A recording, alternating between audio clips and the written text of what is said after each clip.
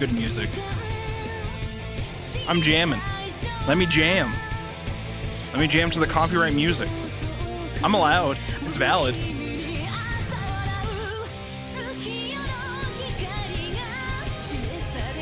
It's valid.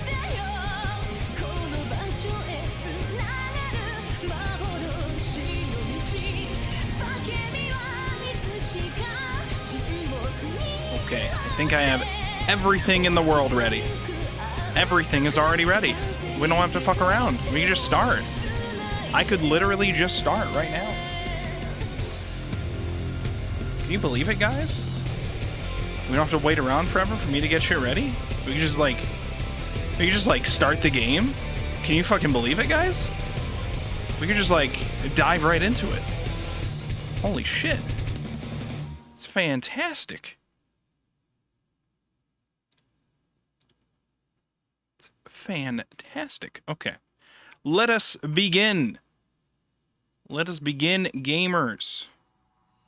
Back on the Chaos Head Noah grind. We are on Chapter 4. Chapter 4. I think it's just called D-Sword. I think last time when I was posting about me going live, I wrote it like just Chapter 3 and then the name of Chapter 3, which is just Shogun. Looking back on it, that looks lame by itself to tweet out.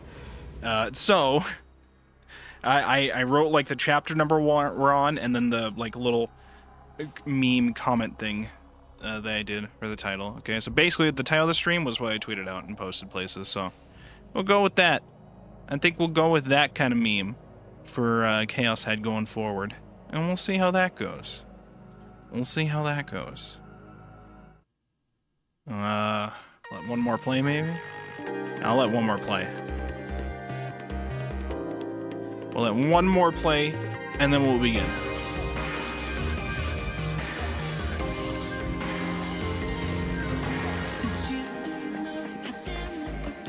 I should have this up here and this up here. Okay, and then we'll be good. All right.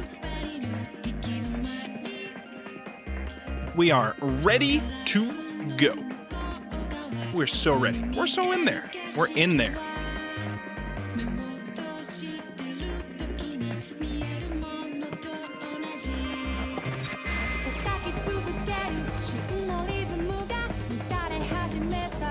Hey, I know these characters.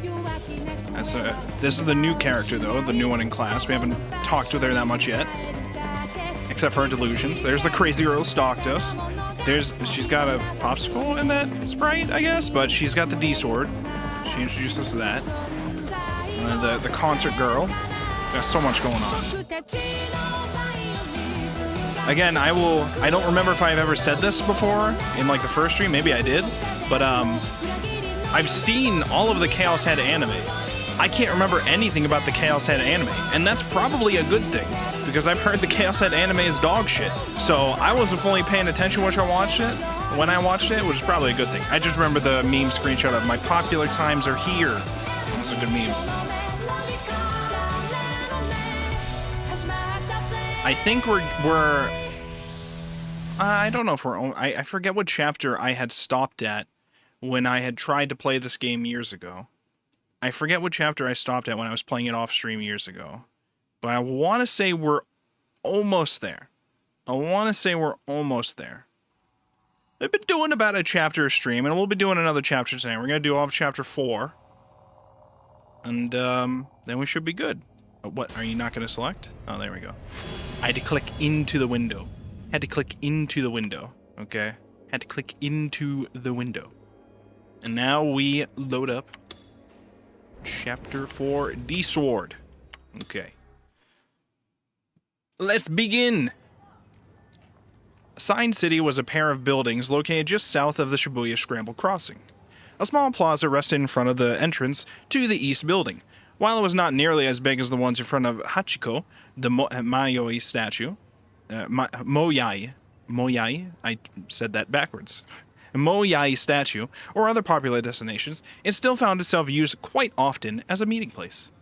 Even now, around a dozen people were staring at their phones, waiting for their engagements to begin. Oh, there she is. Among those few, only one girl wore an oddly stern expression on her face as she idled, a high school student known as Aoi Senna. She was standing next to the escalator leading down from the Inokashira Line station. She leaned her back against a nearby white pillar as she thoroughly scanned the environment with her gaze. In contrast to both the sharpness of her gaze and the season, she was nibbling on a popsicle, which in turn made her appear incredibly charming to the casual observer. In truth, the girl was not waiting for anyone, but she was instead quietly observing the passers-by. From where she was standing, she could see all the way to the Jumbotron located at Scramble Crossing. A music video from a famous singer was being displayed on it, and on the lower portion of the screen, a news ticker was reporting the latest information on the recent string of incidents, colloquially referred to as New Gen. Not a day went by without New Gen related news. It was everywhere. TV, newspapers, the internet, weekly magazines, jumbotrons, electronic billboards, everywhere. Although Senna had absolutely no interest in the phenomenon, she would often overhear people speaking about it as she passed them by on the streets of Shibuya. Whose eyes are those eyes? Over the past few days, she had begun to see several people wearing t-shirts with those words emblazoned on them. Bro, why is my phone being weird? Give me 1 second. Bro. Dude, I hate my phone. Give me 1 second. Give me 1 second. Okay. In Shibuya, the phrase had become popular as an obscure meme, and it was now starting to really take off. Despite the brutal scene the words originated from, people happily walked on down the streets, raving about how well the shirts were selling at souvenir shops in Harajuku, a clear indication of how disinterested people were in anything other than themselves.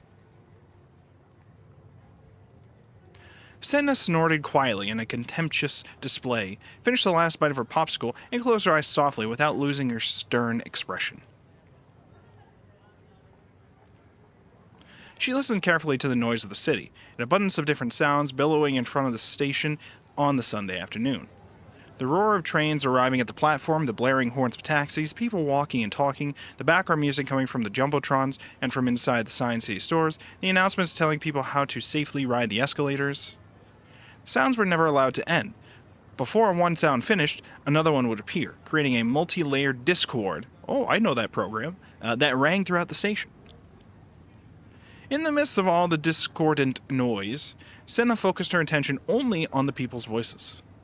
Her mind blocked out all other sound, and their words soon became clear. 結局全部同じ犯人なのかな。違うってニュースで言ってたぞ。手口が違いすぎるって。Don't talk shit about Phantasm. They're all creepy. Yeah. Whose eyes are those eyes? I agree.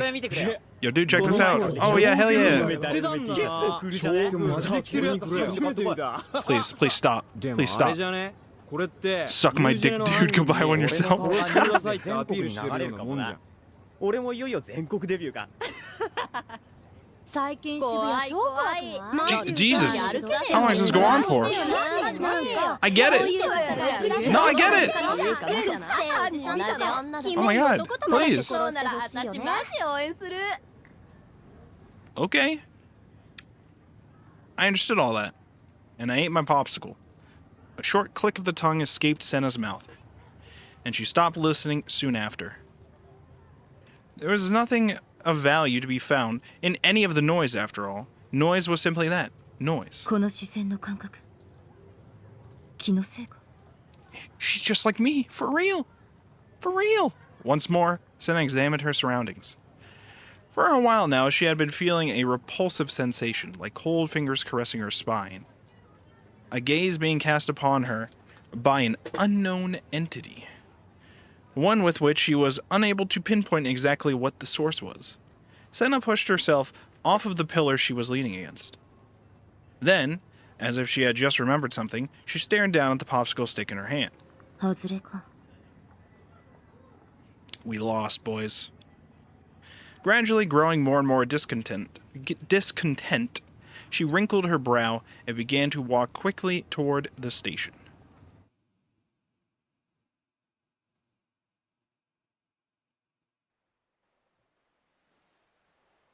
あの空は That ど sky. うしてあんなに泣きたくなるくらい青いのか。 Because someone wished for it to be. 私は望んでない。 No, but I did. What was going on? Because this place is your image world, but at the same time it is mine as well. ねえ、あの空はどこにあるの？ What? Wherever you wish for it to be. 望んでいいの？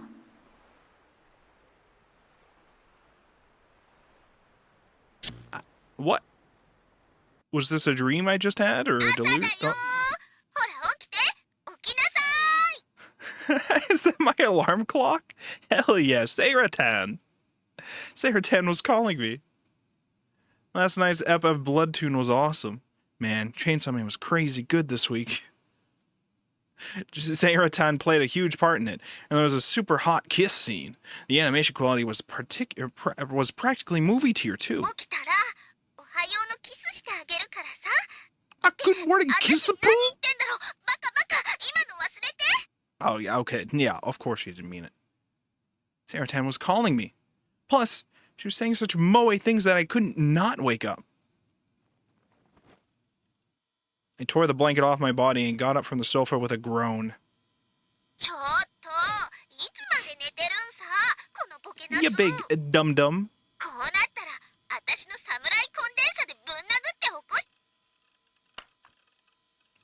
The moment I turned off my alarm clock, the voice of Saratan that had been echoing throughout the room disappeared. Ohio, Sarah. The Sarah alarm clock I had was very useful. If I didn't turn it off, the volume would slowly get louder and louder, and if I still didn't get up, an obnoxious buzzer sound would ring out. I wanted it to be Saratan who woke me up in the morning, so I made it a point to wake up and turn it off before the buzzer. Alright, that's pretty good. I'd only failed to do so once or twice so far in my life. After all, being woken up by Saratan was a great way to start the day. Waking up was the absolute worst. I'd played Vidya until dawn, and the couch had been extremely uncomfortable once I had gone to sleep, but having her to wake me up helped to alleviate some of that pain. Today was a school day. I'd skipped a day last week, so my minimum attendance chart was really starting to fall apart. With the chart, I was only slated to go twice this week, but because of that deviation, I was stuck with having to go 3 times instead. I didn't want to go, but it'd be much worse if I didn't. If I missed 8 more days, I wouldn't be able to graduate. Then again, whether or not I graduate made no difference to me, to be honest. Just a moment ago, I'd been having a dream with Remy in it. It was a strange dream. One that felt terribly wistful. One that felt terribly lonesome. One that felt terribly sad. And one that felt terribly distant. Would Remy come to school today? I'd been thinking about the day before yesterday constantly. I'd been thinking about it so often that I'd even forgotten to play ESO yesterday. What? No shot! The fuck was I doing all day yesterday then? I got nothing else to do with my goddamn shipping container. What do you mean I didn't play ESO? There'd been the appearance of Shogun and the delusion where every person in Shibuya disappeared, but I was barely given either of those things any thought. It had to have just been a delusion of mine. There's no way Shogun could be such an old man, and the idea of people just disappearing from Shibuya or whatever was completely ridiculous. There was no point worrying about it. Yeah, totally. It'd been a horribly realistic delusion, sure, but the fact that I'd allowed myself to fall for something so unrealistic so easily and get all freaked out about it was just embarrassing. But regardless, above all else, I was thinking about Remy, the girl I had been calling the Demon Girl until only a couple days ago. Most of what I had felt back then was shaky and surreal, as if it were some sort of dream, but I could still vividly remember the sensation of Remy's body embracing my own. If she hadn't done that, I could have gone insane and lost myself completely. Why had Remy saved me? Maybe because we really were friends. I didn't have any memories of us being classmates now, let alone since the first year, nor did I remember going to the movies with her along with Misumi-kun. But the way she treated me was definitely how you'd treat a real close friend. She'd even seemed like she'd been close to crying when she held me. That, at the very least, I didn't think was an act. That was the first time I'd ever seen a girl care about. That was the first time I'd ever seen a girl care about, let alone cry over an otaku freak like me. When she treated me like that after, all of my fears and suspicions were blown away in an instant. In fact, it made me feel like I might fall in love with her. No, I obviously couldn't let myself do that. Confusion invaded every corner of my mind. How was I supposed to act around Remy from now on? Was Remy my ally or my enemy? Was Remy the new-gen culprit? She'd saved me, that was an undeniable fact. But it was just as much of a fact that I had seen her standing still as could be at the scene of the crucifixion covered in blood.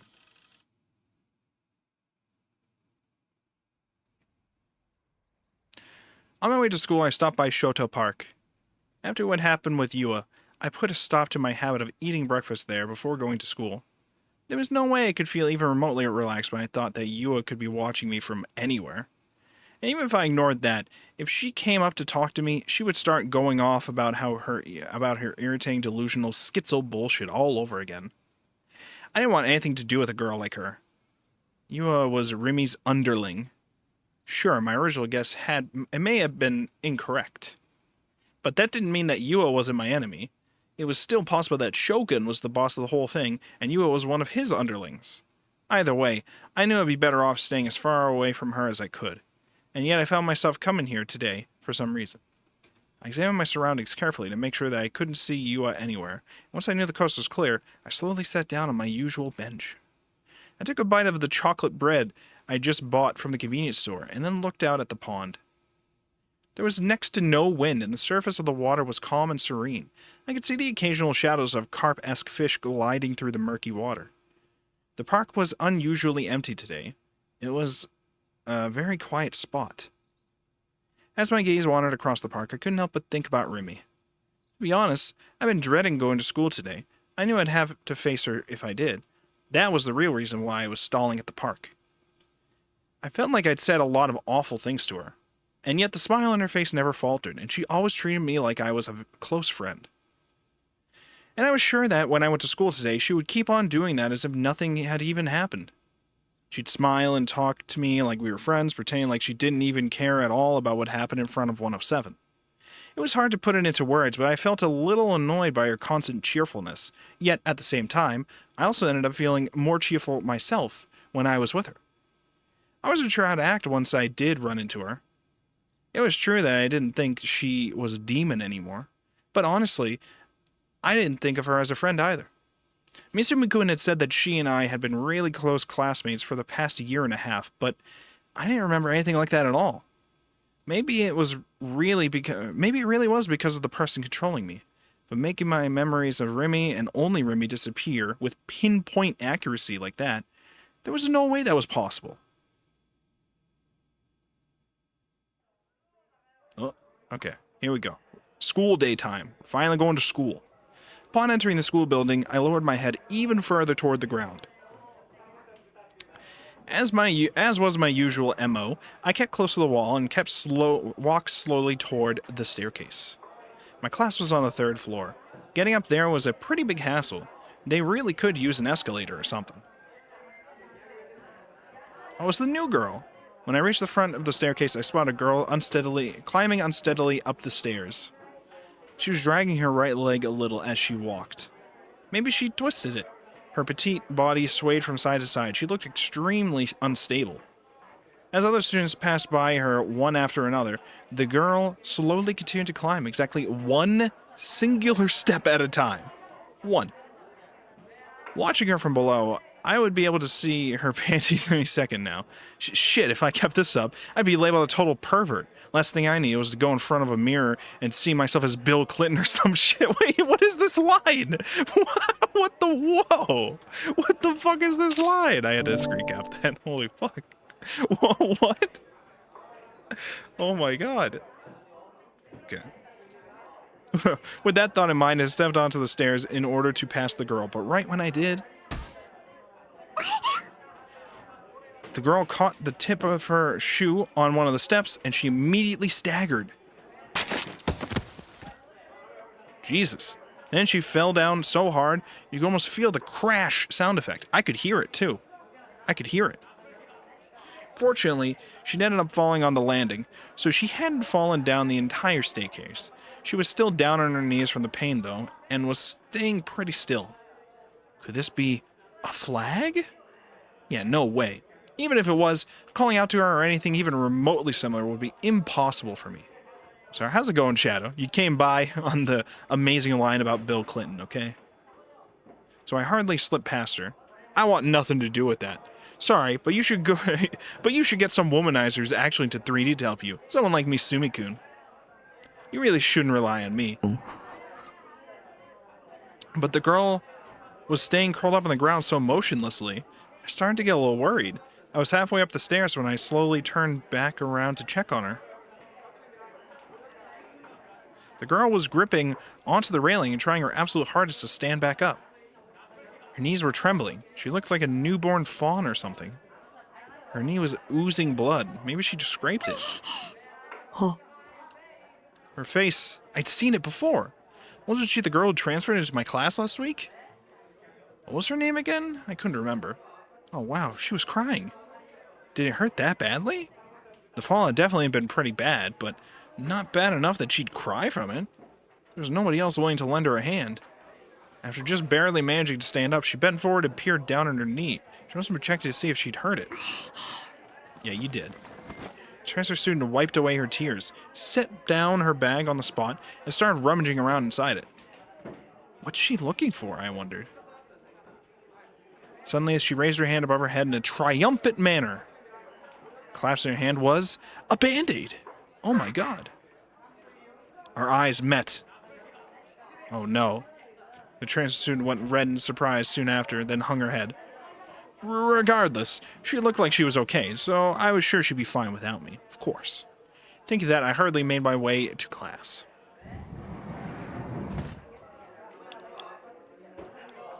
As per usual, I kept my head down and my gaze fixed on my toes. Why would you say it like that? And while still remaining silent, I took my seat. When I sat down, I remembered that the transfer student had said something to me on the day she transferred. I'm so happy we're in the same class, or something. I'd forgotten all about it after everything with Remy, but I wonder what she'd meant by that.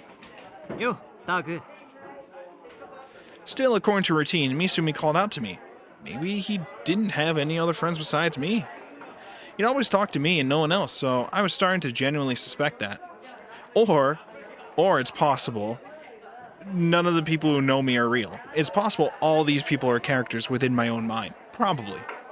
That's just a theory. A Wolfborg theory. 怪しいおっさん2人が校長室に入ってくのを見たんだ。 Two sketchy old... Oh, that's probably the cops. で、俺とリミトでこっそり盗み聞きしてみたらびっくりしたぜ。 What'd you hear? その2人、刑事だったんだぜ。 Cagey. え Detectives? なんか深刻そうに全校生徒の名簿とか見ててよ。もしかしてニュージェネと関係あんのかな You think?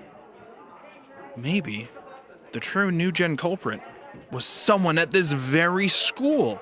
Like Remy, who sits behind me. I couldn't help it, but a face popped into my mind. Remy's. まあ、盗み聞きしてたら見事にバレちゃったんだけどね。I jumped. Speak of the devil, Jesus Christ. I felt my heart rate leap when I heard Remy's voice invade the conversation. I couldn't look up. I was too nervous, but this was a completely different kind of nervousness than last week's. あれはお前がドア勝手に開けたせいだぞ。分かってんのか？しょうがないでしょ。本物の刑事さんって見るの初めてだったから、 A real ちょっと興奮しちゃ detective. ってつい。何をどうやったらついドアを開けるんだよ。おかげで俺らまで刑事から話を聞かれる羽目になったんだからな。Those two dicks. ふーん。大臣ってけば刑事さんに聞かれちゃまずいことでもあったの？ Probably. He probably definitely does. そういうお前はどうなんだ？さあね。Misumi-kun and Remy were having a conversation with my desk sandwiched in between them.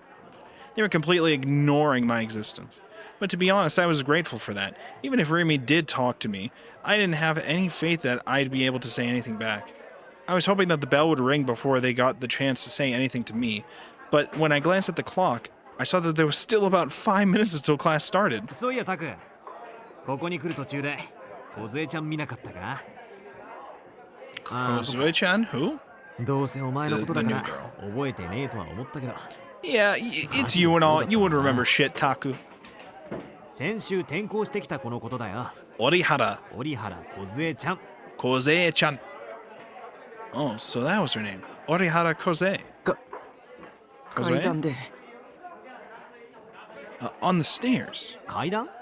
Kaidan? 見た。そっか。じゃあもうすぐ来るな。 Oh, he's going in. The Riz God is going out. Misumi-kun's voice gave off an aura of intense enthusiasm. I hadn't seen him this energetic since a few days ago when he'd found out that Fess was from the next class over. In other words, I'd never seen him give his all for anything except girls. I mean, that makes sense.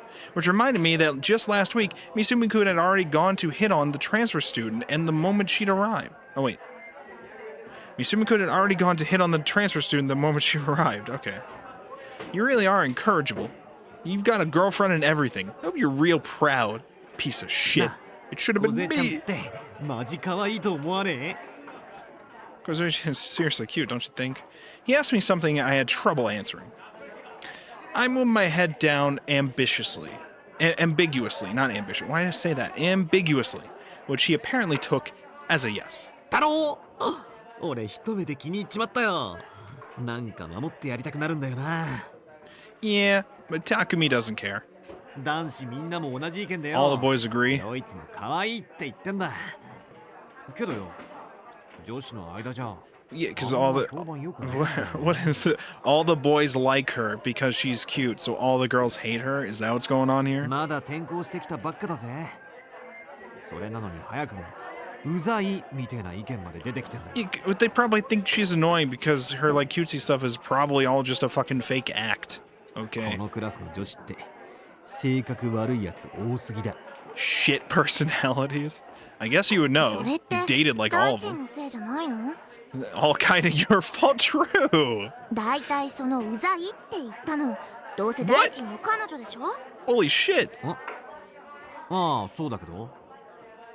そりゃあ彼女にしてみればうざいに決まってるよ。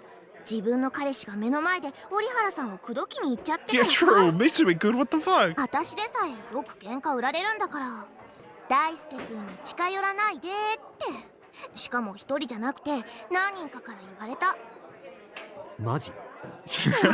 自覚なしか少しは反省したら Misumi-kun's like, I don't care. I'm just dating い girls. やー、モテる男は辛いぜ。これだよさすが女の敵もう私フォローし The てあげない enemy から of ね all women. True. True. 折原さん来たなんか怪我してるみたいじゃね？ Yeah, she fell down the stairs. 本当だどうしたんだろう Yeah, she fell. I didn't help her. She just fell. She'd gotten hurt back when I saw her on the stairs. I obviously wasn't going to tell them that, though. I was trying to avoid talking to Remy in any way possible. 俺、ちょっと行ってくれ。 Yeah, of course he's gonna go check on her. Misumi-kun ran up to where the transfer student was. Thanks to that, Remy was the only one left standing close to my desk. Misumi-kun, please don't go. Alright.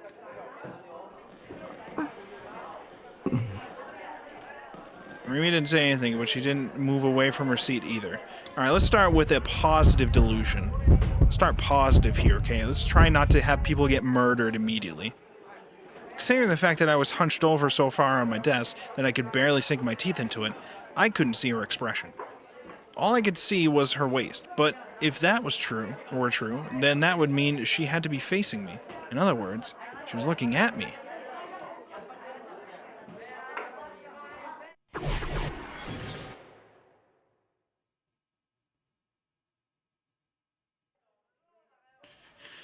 I should work up some courage and act natural. おはよう、咲畑さん。Oh, おはよ good morning. All right, first contact went well. But then, just when I started to feel relieved, Remy tilted her head to the side with a frown. う。ねえタク、なんで急に妙ちくりんな呼び方するの？ I just said hello. What? 妙竹林。Weird. 咲畑さんなんてなんだか他人行儀。今までみたいに呼んでよ。Oh. Like I normally did, but I didn't even know what that じゃあ was. リミ。 Remy? お、なんだいタク。いや、 特に Nothing 何も much. ないけど。じゃあ私から一言。 Oh? What's that? Remy cleared her throat, looking around the room, and then brought her face close to mine. タクは大地みたいになっちゃダメだよ。I'll ああいう try. 女たらしはいつかひどい目に遭うに決まってるから。あ、うん。 Yeah, 肝 I'll に keep that 銘 in じて mind. おくよ。 I really have to, okay? My character, okay? There's like so many people trying to, all these women stalking me and pulling out their D swords on me. There's just women everywhere, so you know, it's good that you warned me. Yeah. うんうん。タクのそういう素直なところ、私好きだな。She liked something about me. Huh. In other words, from Remy's POV, was I the honest, neutral character archetype? そもそも私、大地のことで一つだけどうしても許せないことがあるんだよね。あれだけあちこちの女子に声かけてるのに、私には全く見向きもしないってこと。ひどいと思わない？ You want him to hit on you? 口説かれたいの？ I guess that wasn't surprising. He was a total alpha in terms of looks, and he was fun to talk to. Even if you stuck him with a penalty for being a playboy, he'd probably still be the type for any girl would like to go out with. Hold on, I'm just getting messages on my phone. But despite what I thought she was talking about, Remy frowned and shook her head. タク、冗談きついよ。大地に口説かれるなんて想像しただけで鳥肌立っちゃう。 Make up your mind. She wrapped her arms around herself and made a big show out of pretending to shiver. 私はノーサンキュー。 No, thank you. でもなんていうのかな。女としてのプライドっていうものがあるわけじゃない？ Okay. ねえ、タクから見て私ってどう？魅力ある？ Well, I still think you're a killer, probably, so... Yes? I don't... You're asking me something that's real hard to どう answer. どう？ And it didn't help that her eyes were twinkling, and she was clearly bursting with anticipation. That's, of course I thought she was attractive, but it'd take a lot of courage to say it out loud. み？ Ni- 認めたくないものだな。 No one likes to admit to them? What is this a reference to? Short for the full quote, no one likes to admit to the mistakes they've made because of their youth. A quotation from an extremely popular mecha anime series, often followed up with various lines about youth, such as, "That's what it is to be young." Is this Gundam? I don't know if this is a reference to Gundam. 若さゆえの過ちというものを。 To mistakes made because of youth. Ah. 引っかかった。 Remy smiled triumphantly. Was she actually an otaku? There was no way! I smiled a bitter smile in defeat. But even though the conversation was completely normal, I found myself having a lot of fun. Up until now, I'd almost never had this kind of conversation with a girl before. I didn't know why, but I felt like we clicked pretty well together, which is why I was able to say what came next so naturally. リミは魅力的だよ。 Ooh, Takumi? Oh, Remy exaggerately threw her head backwards, and her face instantly turned beet red. 面と向かって言われると恥ずかしい。 Oh my god, the distortions are getting even more warbled, it seems. Or maybe that's just her pose that's getting all stretched. ありがとう。タクにそう言ってもらえるとすごく嬉しい。大臣に口説かれるより 100 million 1億兆倍 trillion times?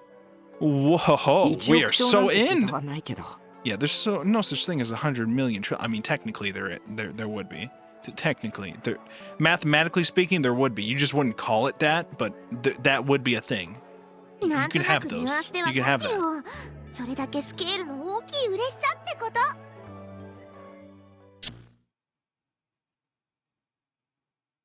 Ah, so that's what it is to be young. If only I could have that kind of conversation daily.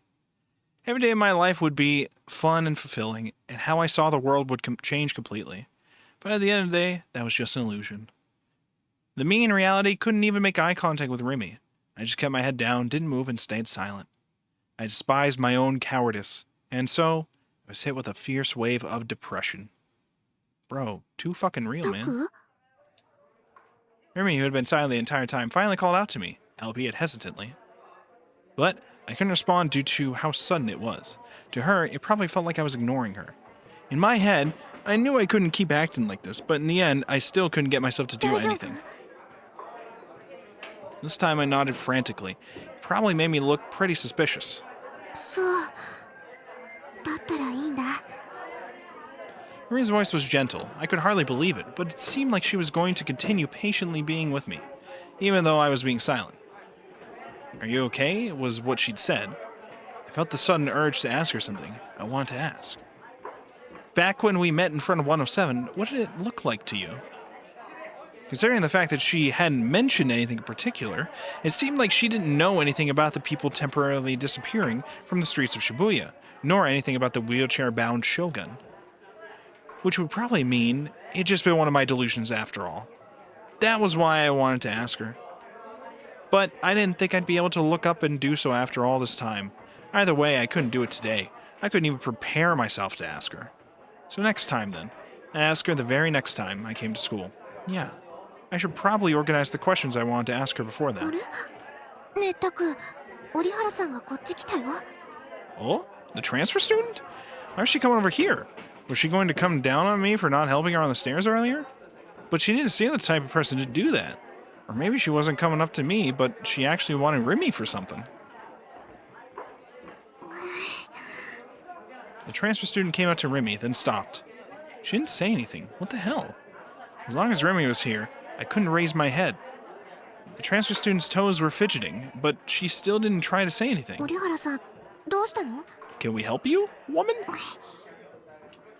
For some reason, the new student timidly then placed a single bandage on the edge of my desk.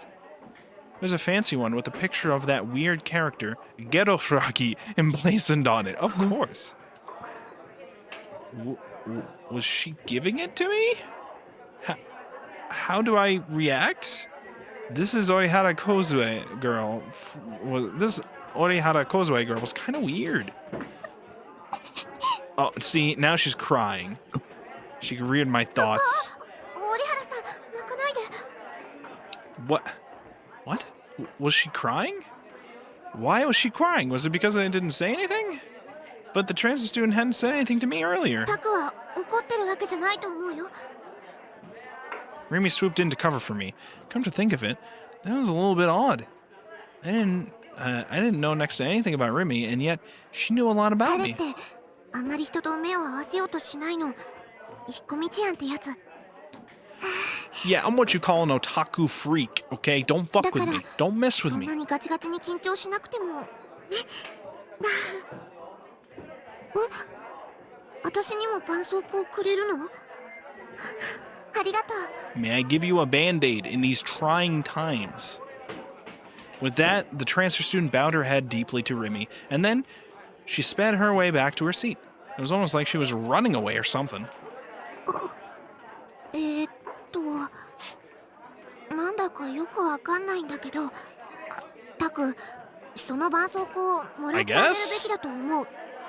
I'll take it. Why had she given it to me? 梢ちゃん無口だよな。 I got the feeling Misumi-kun had come back. 転校初日に俺が校内を案内したんだけどよ。うわぁ、早くも手出したんだ。まだ出してねえっつうの。 Uh-huh. A likely story. でまあ1時間ぐらいかけてあちこち回ったんだけど、もう俺一人で延々と喋り続けたよ。しかもすぐ泣きべそかく。 She cries very easily. Do not disturb her. そうそう。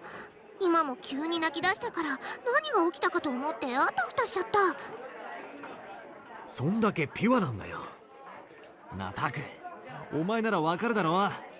梢ちゃんの仕草一つ一つの可愛さってのがよ、お前流に言うなら萌えってやつだ。 Moe as all hell. なんだ、クソでも我慢してんのか？ What's up? Need to take a shit?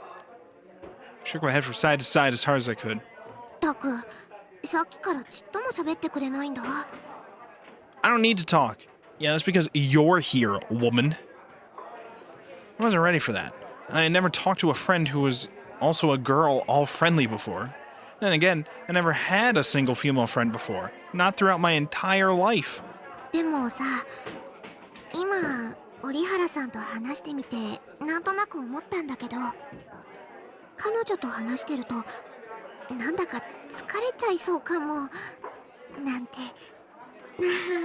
She really said, man, this woman just is fucking tiring to figure 女子 out. ってのはマジで Girls really are 同性に対して容 ruthless 赦ねえ towards な。 their own gender? God damn. 梢ちゃんは俺が守るからいいけどな。ほんの数十秒前に大地も相手するの疲れたって言ってな。うっせ。 Shut it. 梢ちゃんはタクと同じ匂いがするぜ。 The same vibes as me? 言ってくれって感じ。 What? それはわかるかも。 What? You too? Jesus. Okay, hold on. I think I'm gonna... What? Several sounds just played at once. Okay, hold on. I gotta respond to some messages on my phone. Give me 1 second. 1 second, 1 second, 1 second.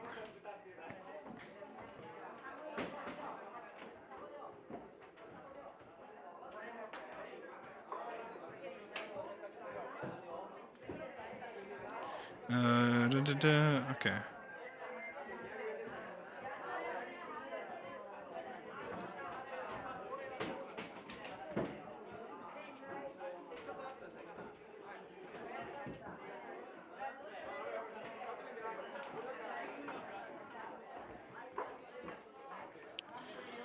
Oh, okay. All right.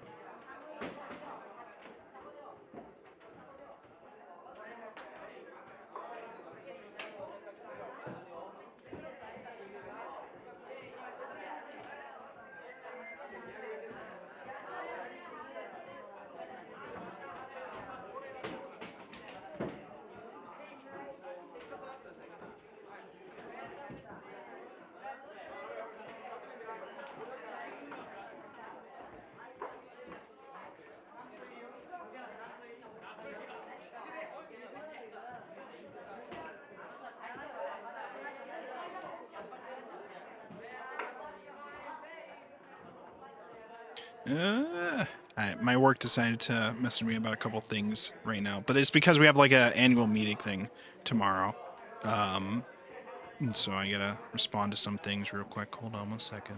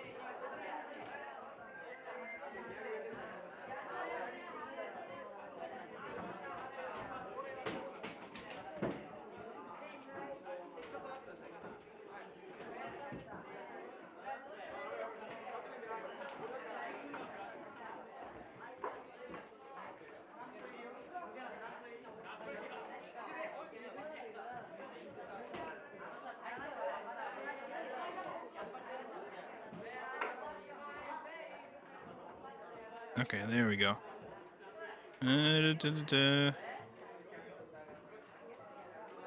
Okay, alright, so that's good.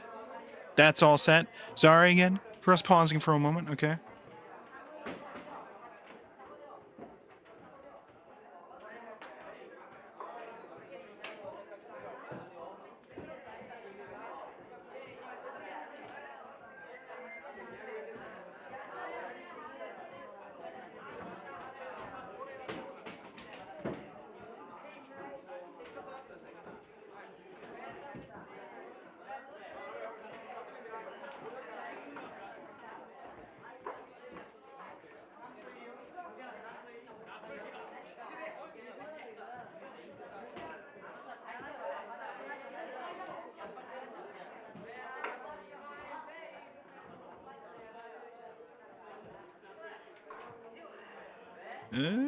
Okay.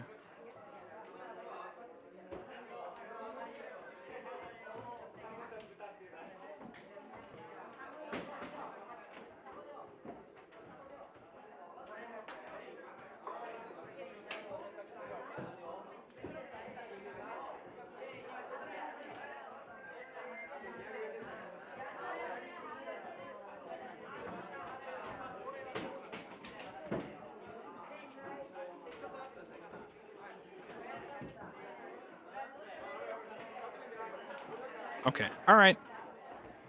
We are good to go. Sorry again for the delays there. Okay, I had to fix everything in the world in like a couple minutes. We resolved every problem in the world that fast. I'm just that good, I know. So, all right. The sound of the bell told me that all classes were done for the day.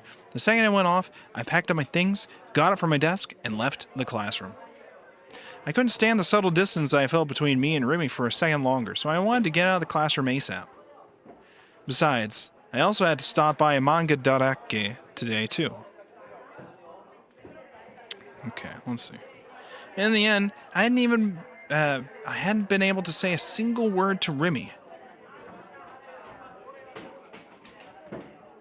Give me 1 second.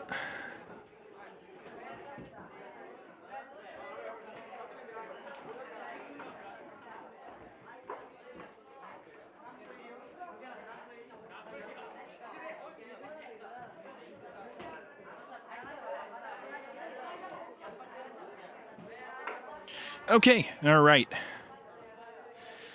I had several chances to talk to her, but just like this morning, I kept my mouth shut, I'd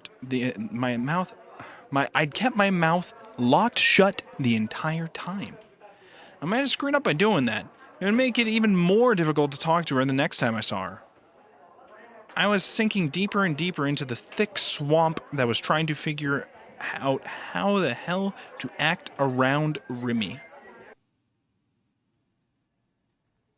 あ、お兄 Big bro!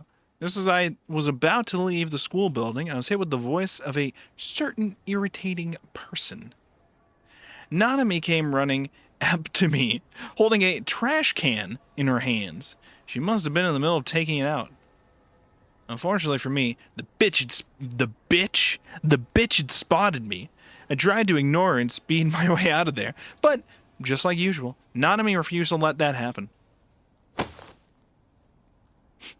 She's like, I'm taking out the trash, and that includes you, Oni-chan. The hem of my uniform was pulled tightly from behind. 妹見て逃げるなって何度言えばわかるの？なんだよ。 What do you want? なんだよ for me. じゃないよ。お兄が逃げるからナナもつい追いかけちゃうんじゃん。 Okay, then don't chase after me if you don't need something. You ever consider that? 相変わらず家に電話かけてこないし。まあナナはもう諦めたけど、どうせお兄が真面目に連絡入れてくるとは思えないもんね。 Wow, she actually understood me for once. And then again, I didn't know how she wouldn't, being my sister and all, even though I had no need in the slightest for a 3D one. というわけで、これからも定期的にナナがお兄の部屋に様子見に行くから。 Big brothers are the largest cause of litter in Japan. True. 感謝してよね。 Damn it, of course it's come to this. If only I could somehow be freed from the curse of my obnoxious little sister. Hell, even though it never happened, I at least deserve some form of compensation for putting up with her. I thought about that kind of thing daily. Well, that was it. This was my chance to put my plan from earlier into action. If I was lucky, I might even work up a modest form of revenge. I checked my surroundings, then I started walking towards the courtyard, signaling for Nanami to follow me. 何ちょっと Yeah, just fucking follow, okay? Just get over here. なんかあるの Just get over here. She was so unbelievably annoying. She was incapable of following me or something? What a fucking idiot.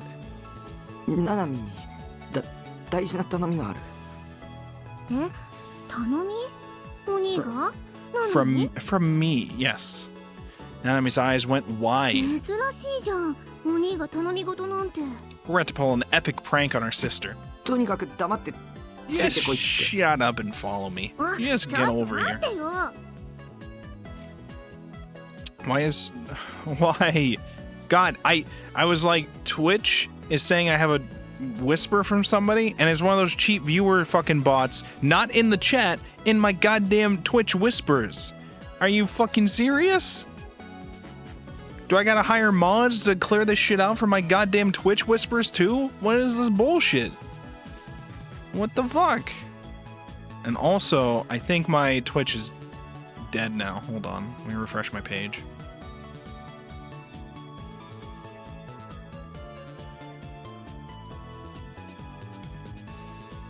Okay.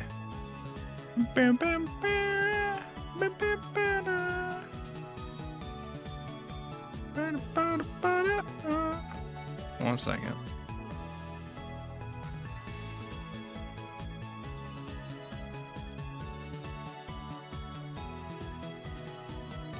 Okay. All right. We continue. Wait, hold on. No, we don't. Hold on. Give me 1 second.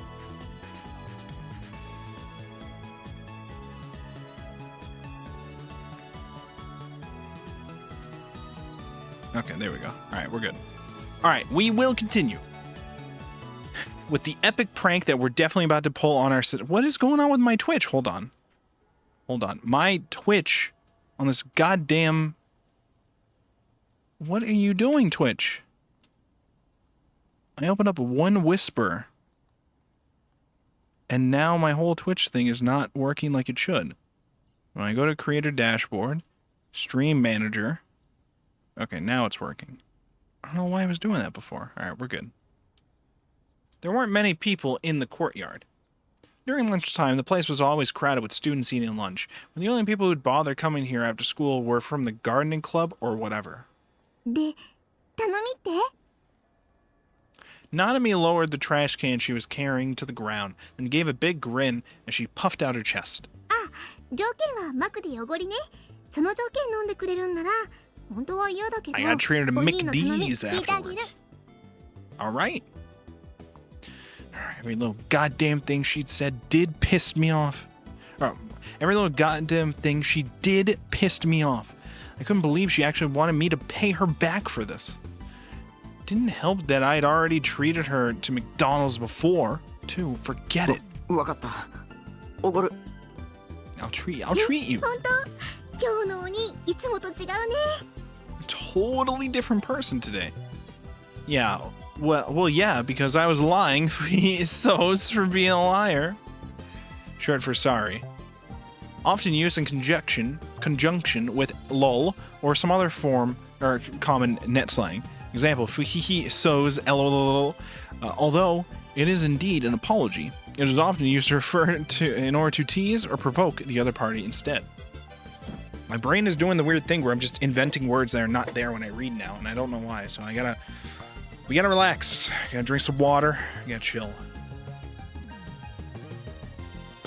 And with that, I handed Nanami my cell phone. I then asked her to call the prank caller, whose number was stored in my call history, 03X733X991. 着歴の番号にかける I don't fucking know. ネットの知り合い。 Yeah, its name's Shogun. Nanami was tilting her head with a suspicious expression on her face, so I quickly told a lie that would seem plausible to her. どうして7がかけるのかければわかる。 You'll know if you call them. なんか企んでない Oh my god, shut the fuck up! All you have to do is just shut up and do what I say. If you can't even do that, then just go home. I am no use for you. じゃあもうお前には頼まない。 I went to snatch back the cell phone, but Nanami pulled her hand back, evading me. あ、わかったってかけるよ。 Yes, かければいいんでしょ。 that's all you have to do, and then I'll buy you McDonald's. I mean, I won't, but I'll tell you I will. It's ほん fine.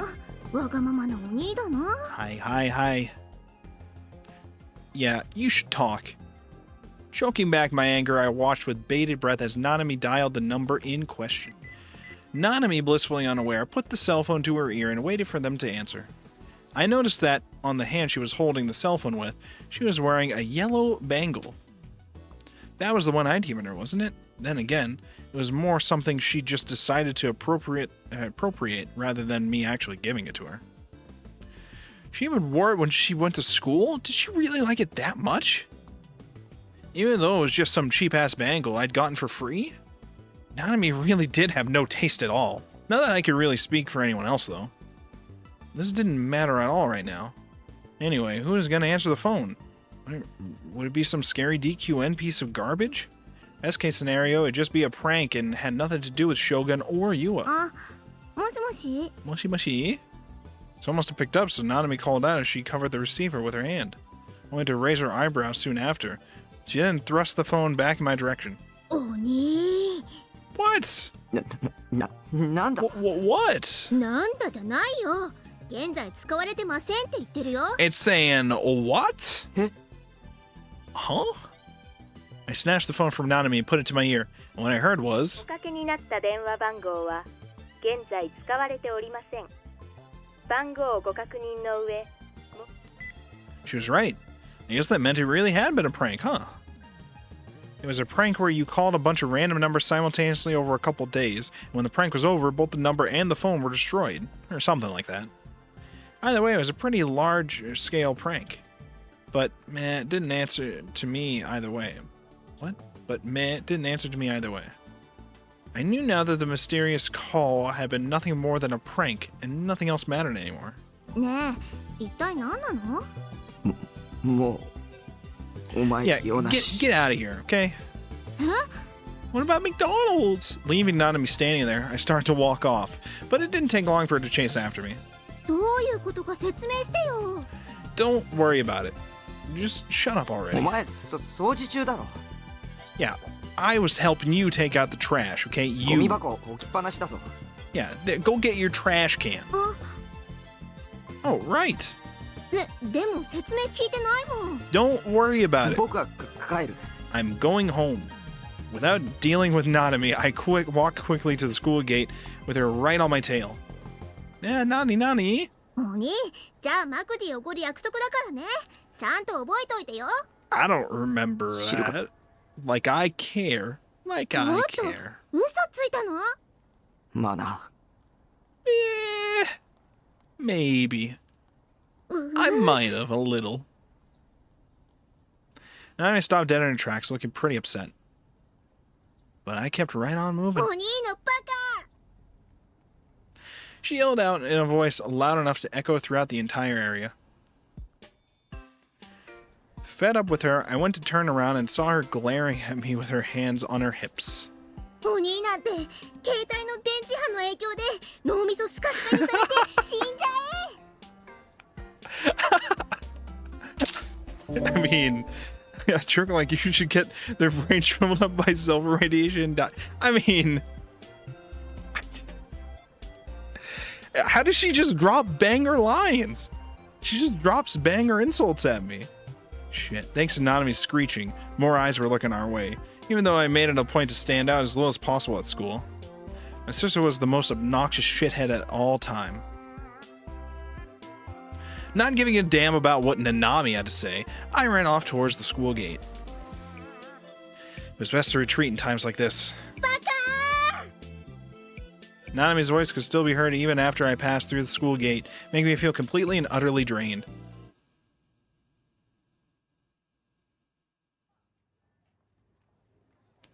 Higashi Matasema was one of my favorite restaurants. Why did I say restaurant? Artists. It said artists. What? Higashi Matasema was one of my favorite artists. I'm trying to think why my brain would say that there. Because that's not what that word said. It's got to be, I was thinking about Persona, because I was remembering the Persona stuff, okay? And the school stuff related to Persona in my head, alright? Then we go onto the streets, and in Persona, I'm just assuming everything's a fucking restaurant, okay? So, you know, that must have been what happened, right? I'm not crazy. There was no stroke, okay? They were ultra famous, and their fans would always have form long lines, at every one of their events.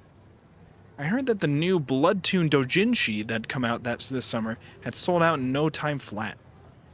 I wanted to go too, but all of the events where it was being sold at have been way too crowded, to the point where it would have been too much for me. Because of that, I found myself tearfully giving up. It'd been naive of me to think manga darake. It would be manga darake, right? Manga darake would be safe just because they'd had consignment sales. There had indeed been some consignment sales, but they'd been annihilated in practically an instant. On various online auctions, the premium price was set at tens of thousands of yen. All scalpers should die in a fire. Oh my god.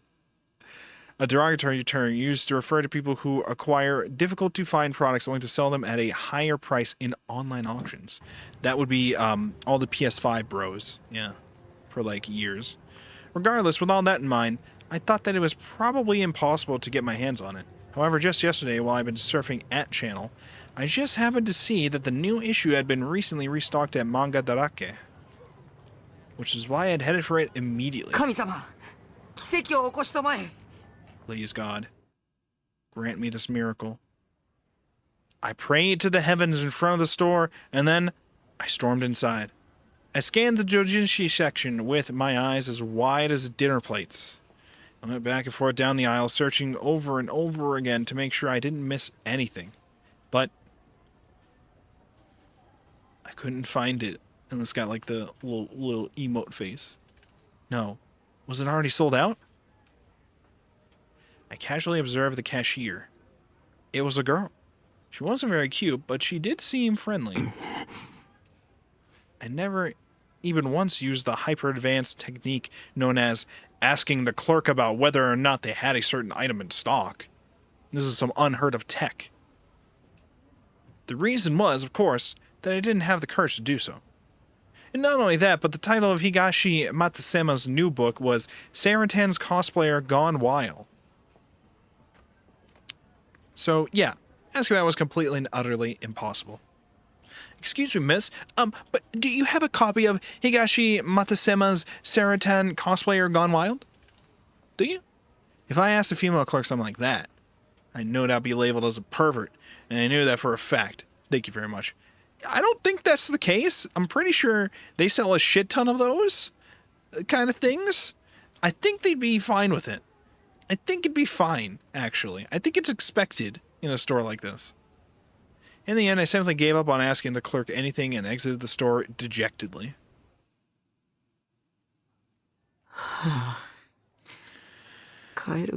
Guess I'll go home. Or maybe I should go to At Cafe. Flipping between the two as I walked, a sword I had seen before flashed past the edge of my vision. It was a sword with a distinctive two-pronged blade.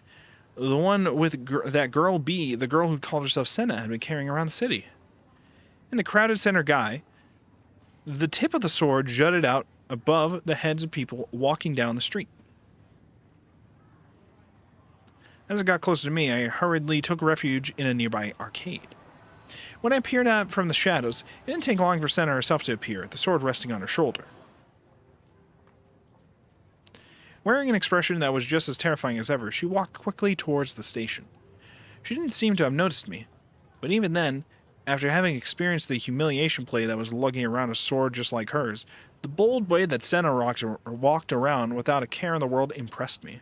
It's because nobody else can see it. It's just like Bunny Girl Senpai, where The whole premise of that was just she walked around in the bunny girl outfit to see if anybody could see her, because to everybody she was invisible. So she did that to see if anybody would notice her. This is the same thing. She's walking around blatantly with the sword to find people who can notice the sword. And then fucking kill them, probably. But she didn't kill me yet, so maybe not. Was she not embarrassed to hold a huge sword like that? I mean, she had to have been questioned by a police officer at least once. No way she hadn't. As I pondered that, Santa's figure got farther and farther away. Where did they sell badass D-swords like that one, though? Like the one she has, I wondered. Why don't you ask her? The one I'd gotten a hold of didn't glow, nor did it have a badass shape, so I wasn't exactly satisfied with it. In comparison to the sword Senna was carrying, mine was far less impressive in terms of design. The entire reason behind me getting a D-sword was to use it as a protective charm. Back at the Scramble Crossing, I'd been trembling in fear and wished for something I could rely on. After Remy had shown up, I'd become slightly more stable, but the situation surrounding me was not getting any better. I still had a lot of enemies such as Shogun, Yua, etc. That was the reason why I wanted to get my hands on a D-sword that looked way stronger than the one I actually had. Of course, there was also the collector's spirit found in every otaku. Naturally. Naturally, of course. Okay, 1 second. Just gotta make sure I didn't get any other messages here on my phone from work. Okay, I think we're good. We are good, boys. We're all good.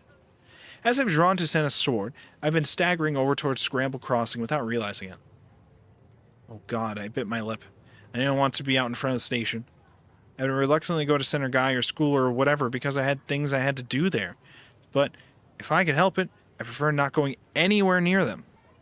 Having a crowd of total strangers standing around me made me feel as if any escape route had been stolen away, and just the illusion of that made it hard to breathe.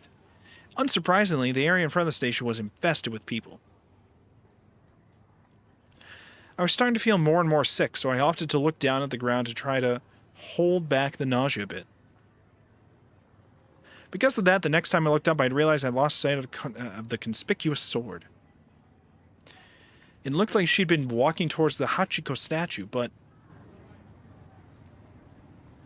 right then the light above the Scramble Crossing turned green. A sea of people rushed into the intersection from various directions. It became pretty chaotic.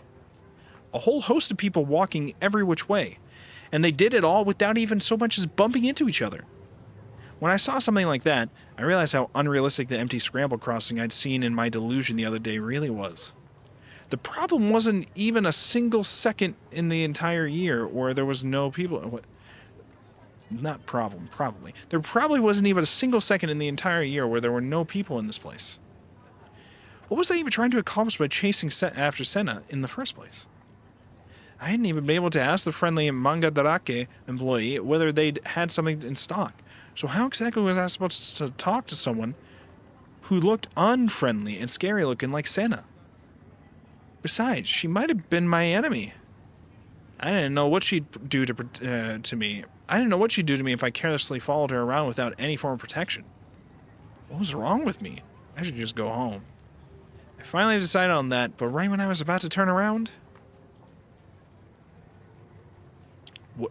I noticed a white chain lying down on the street. I couldn't see the end of it because it was concealed by the legs of various pedestrians, but it seemed to be stretching from where I was standing all the way to the other side of Scramble Crossing. What the hell? It was a ridiculously long chain. Was it for construction or something? But there was no evidence of construction going on anywhere. I couldn't believe they left a chain lying around like this. Was this a location they were shooting at for some movie or TV show? No, they wouldn't be filming at a time as crowded as this. Okay, then did someone throw it away? A chain this long? It'd already be hard enough just to bring it this far out here. Regardless, I was going to get in the way of people in cars. It was definitely going to get in the way of people in cars. Tilting my head in confusion, I examined my surroundings to see how people around me were reacting to it. I thought it would be dangerous if someone caught their leg on it, but not a single person was paying any attention to it. I rubbed my eyes and tried looking at it one more time, thinking that it might be an optical illusion or something, but the chain was still there. I didn't have the courage to touch it, though. It creeped me out too much. It wasn't a cheap-looking plastic one. It was an extremely sturdy-looking iron chain. How long had this thing been sitting here? If these were normal circumstances, I think this is some kind of trap. It definitely is. After which, I would have run away in fear, suspecting that something terrifying might have been waiting for me. But now, for whatever reason, I couldn't help but wonder where the chain led. My mind was overtaken by a compulsive obsession that told me I had to follow this chain. I crossed the scramble crossing before the light turned red, bumping into several pedestrians as I did. At the end of the continuous chain was an old, dark green train car that was sitting next to the Hachiko statue. The wheels had been removed, so it was closer to a monument or an exhibit rather than a functional train car. You were supposed to be able to enter it freely, too. The white chain was extending from the open door to the inside of the train. There were tons of people parked in front of Hachiko, but not one person was paying any attention to the chain. They didn't show any signs that they were even aware of it. As well as that, there were no signs of any people on the train at all. With a gulp, I peered inside the train car. Hi, Santa! In that moment, I realized it was a trap. I couldn't believe it myself, which is why I hadn't suspected it at all before. The car appeared to be empty, but there was the figure of a single person inside. Aoi Sena was sitting cross-legged on a burgundy train seat. Her sharp gaze was fixed firmly on me.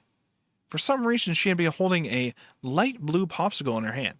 That was a crunchy coon, right? Is that what we call them? Crunchy coons? Forget it. I couldn't care less about crunchy coons right now. Crunchy coons.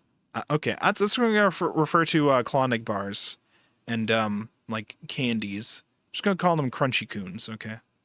More importantly, the gigantic D sword she had been carrying was mysteriously nowhere to be found. I wondered where she had even managed to put the thing with how huge it was and all. Oh, God. Alright, we already did positive, so we gotta do negative now, right? In place of the sword was a white chain coiling around one of her legs, which reminded me that back when I had first met her in Center Guy, she had said something about finding her in a train car. What? She had said something about finding her in a train car in front of the station. This must have been what she'd meant. Was she the one who put this chain here? Could she really have been lugging around such a long chain? It looked like it weighed over 10 kilograms, and not only that, it had to have been over 50 meters long. I had no idea what was up with this girl. She was entirely unknown to me. She wasn't normal. Could she be Shogun? Feeling scared now, I moved to run away without saying anything, only for a sharp voice to strike me right then. Hide. Alright, we're coming in. I automatically stopped dead in my tracks. What if she got up and attacked me with a D-sword right at this very moment? Thought scared the hell out of me. Gave me into my fear and began to follow Senna's order. I took one step into the car. Right as I did, I immediately reconsidered. This is exactly what Senna would want me to do. A moth to a flame, a fly to a spider's web. I couldn't do that. How could I waltz right on in to my own death like that? I should run away. That was a much better idea. From the chain, it was easy to tell that this girl had some completely absurd superhuman strength. With just a single twist of her arm, I'd get helplessly pinned to the ground, and she would break my arm right after. And that wouldn't be the end of it. She had a D-sword. If I were to be slashed with a sword that thick and gigantic, I would die instantly. This girl was lying in wait for me. She was plotting something. Run away, now! I turned on my heel to get off the train. By the way, we didn't trigger a delusion. I know it looked like we did. I don't think it did the, like, jump to a delusion thing. Is this going to be a scene similar to that one Yua scene? Where what we chose more likely seems to be how they're going to treat me during the scene? Because Yua was pretty fucking pissed and scary to me in that scene. But it didn't turn out to be a delusion. Or at least I don't think it did. So, I don't know. But without, wait, what did it say? Without me noticing it, the exit had closed. I only just walked in. It hadn't even been more than a couple seconds. And yet, With no sound and no movement, the door had closed all on its own. I was petrified. I couldn't figure out what had just happened. When had the door closed? Who'd closed it? It didn't seem like it opened and closed automatically, and even if it was an automatic door, surely I would have heard it. Senna was still sitting down on the seat. She hadn't moved a muscle. So she could have been the one. So she couldn't have been the one to close it. No, obviously it couldn't have been me. I hadn't even touched the door. I wonder if there was someone nearby who could be the owner, but I couldn't see anyone outside the window who looked like it. No, whoever had closed it didn't matter right now. I shifted my gaze over to the other doorway sitting at the back of the car. It was closed too. I'm trapped. Senna and I were the only ones on the train. But what did that mean? All sorts of negative thoughts through my head, and I nearly screamed aloud. いつまで How long what? Senna was still glaring at me. Of course. Senna, still glaring at me.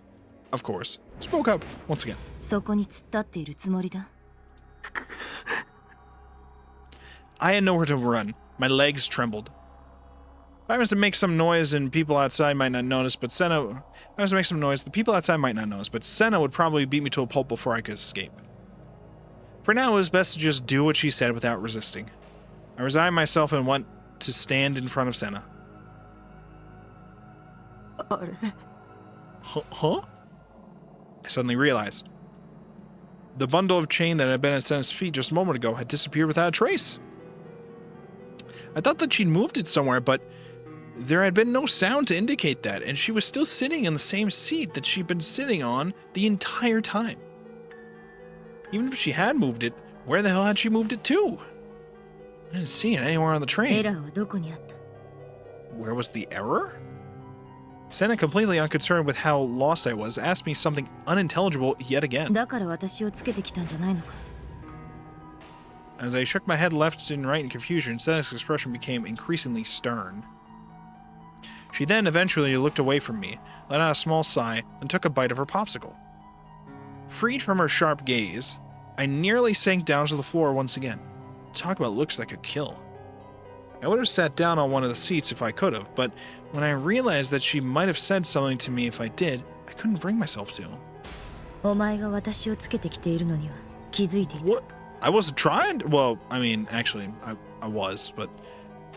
listen, it's 私 not が like 作 that. ったエラーが見えていただろ You created the error? だからエ Jesse ラーって何 Jesse, what the hell are you talking about? 鎖だ白い鎖 The white chain. If that was what she meant, then yeah, I'd seen it. I followed the weird thing all the way here, after all. って言ってでもどこにもない消えたよ消した私の妄想だからな It was her delusion? You're projecting delusions? To the world?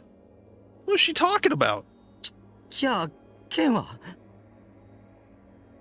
お前も持っているだろ Well, I bought one from a shady woman the other day. I think it works. Doesn't look as cool as yours, but excuse me?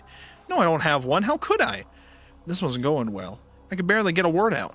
それよりお前は何者なんだ見えているみたいだけど は Huh?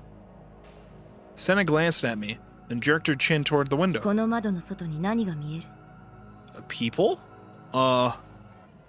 People. Lots of people. Felt like there were even more people than before. Felt like I was going to get a headache just from looking at them. There were people with their heads glued to their cell phones, people smiling over phone calls, people standing and staring at the stream of people. Practically everything I saw at the window was people standing around waiting for other people. What was odd to me, though, was how no one thought it was strange that Senna and I were locked in this train. Despite the fact that there were this many people, you'd think at least one person would find it weird. No one was even paying attention to the train. 完璧な世界がそこにあると思うかあるはずがないエラーは確かに存在する I mean, she's right. すべてのものは人も含めて What? 電気仕掛けだからな Technically she's right. We don't usually use that term to refer to that, but technically... But there aren't any people here, MC-kun. Don't worry about that. What kind of chuny plot line was that? Jokes aside, I also thought about similar things pretty often. And I wasn't trying to say chuuni plotlines were bad or anything. After all, the world was overflowing with books, movies, and anime that were nothing but chuuni insanity. Why was it that a writer or a movie director or whoever else could come up with chuuni plotlines like that and it was all well and good, but when amateurs like me did it, everyone made fun of us? The world's greats had all been chunibios. Just think about it. The Wright brothers had genuinely thought that they could fly through the sky 100 years ago. Pretty chuuni, yeah, he's got a point. Napoleon had boasted that the word impossible is not in my dictionary. It's pretty chuuni. That was why chunibios weren't something to be mocked. It was the path that all of the world's greats had taken. But my question was, why had this girl suddenly started spouting all this chuuni shit at me? 何を見ているかじゃない。何を見せられているか。What's being shown to you? 人は体の外からの情報を五感によって得ているけど、 That's true. その受け取る情報のおよそ 80% は視覚から入ってくるんだ。Oh, alright. Makes sense. Makes そして sense. 視覚から得られた映像はパルス信号となって視神経を通り脳に送られる。Yeah, okay. Yeah. Just like a telephone, I thought to myself absent-mindedly. Telephone converted your voice to electrical signals and then sent that information to a distant location. 電話か。似ていると言えなくもない。Hello? I did not say that, did I? Oh, he mumbles to himself sometimes and doesn't realize it, so. Had she just read my mind? No, there's no way. Have I mumbling to myself without realizing it again? Yes. VR 技術を知っているか。 VR technology? Yeah, I know all about Beat Saber. What, virtual reality? Of course, I didn't actually... Of course I didn't actually answer her aloud. ビジュアルリビルディング。 Ah, yes, this concept. Okay. I remembered I had mentioned this in one of my anime science videos for Steins Gate, because it had to deal with one of the devices they use, the time leap machine, I think. I had looked into it and saw that this was a Chaos Head concepts thing that they had come up with, but I didn't actually know anything about it other than whatever I said in that video, because I hadn't played Chaos Head at the time, so... Huh. I was wrong. I never heard of that. アメリカの精神生理学分野で研究が行われている技術だ。 America. Probably by Kurisu Makise right now, at this instant. 生まれながらに目が不自由な人でも目の前にある景色がちゃんと見えるようになる。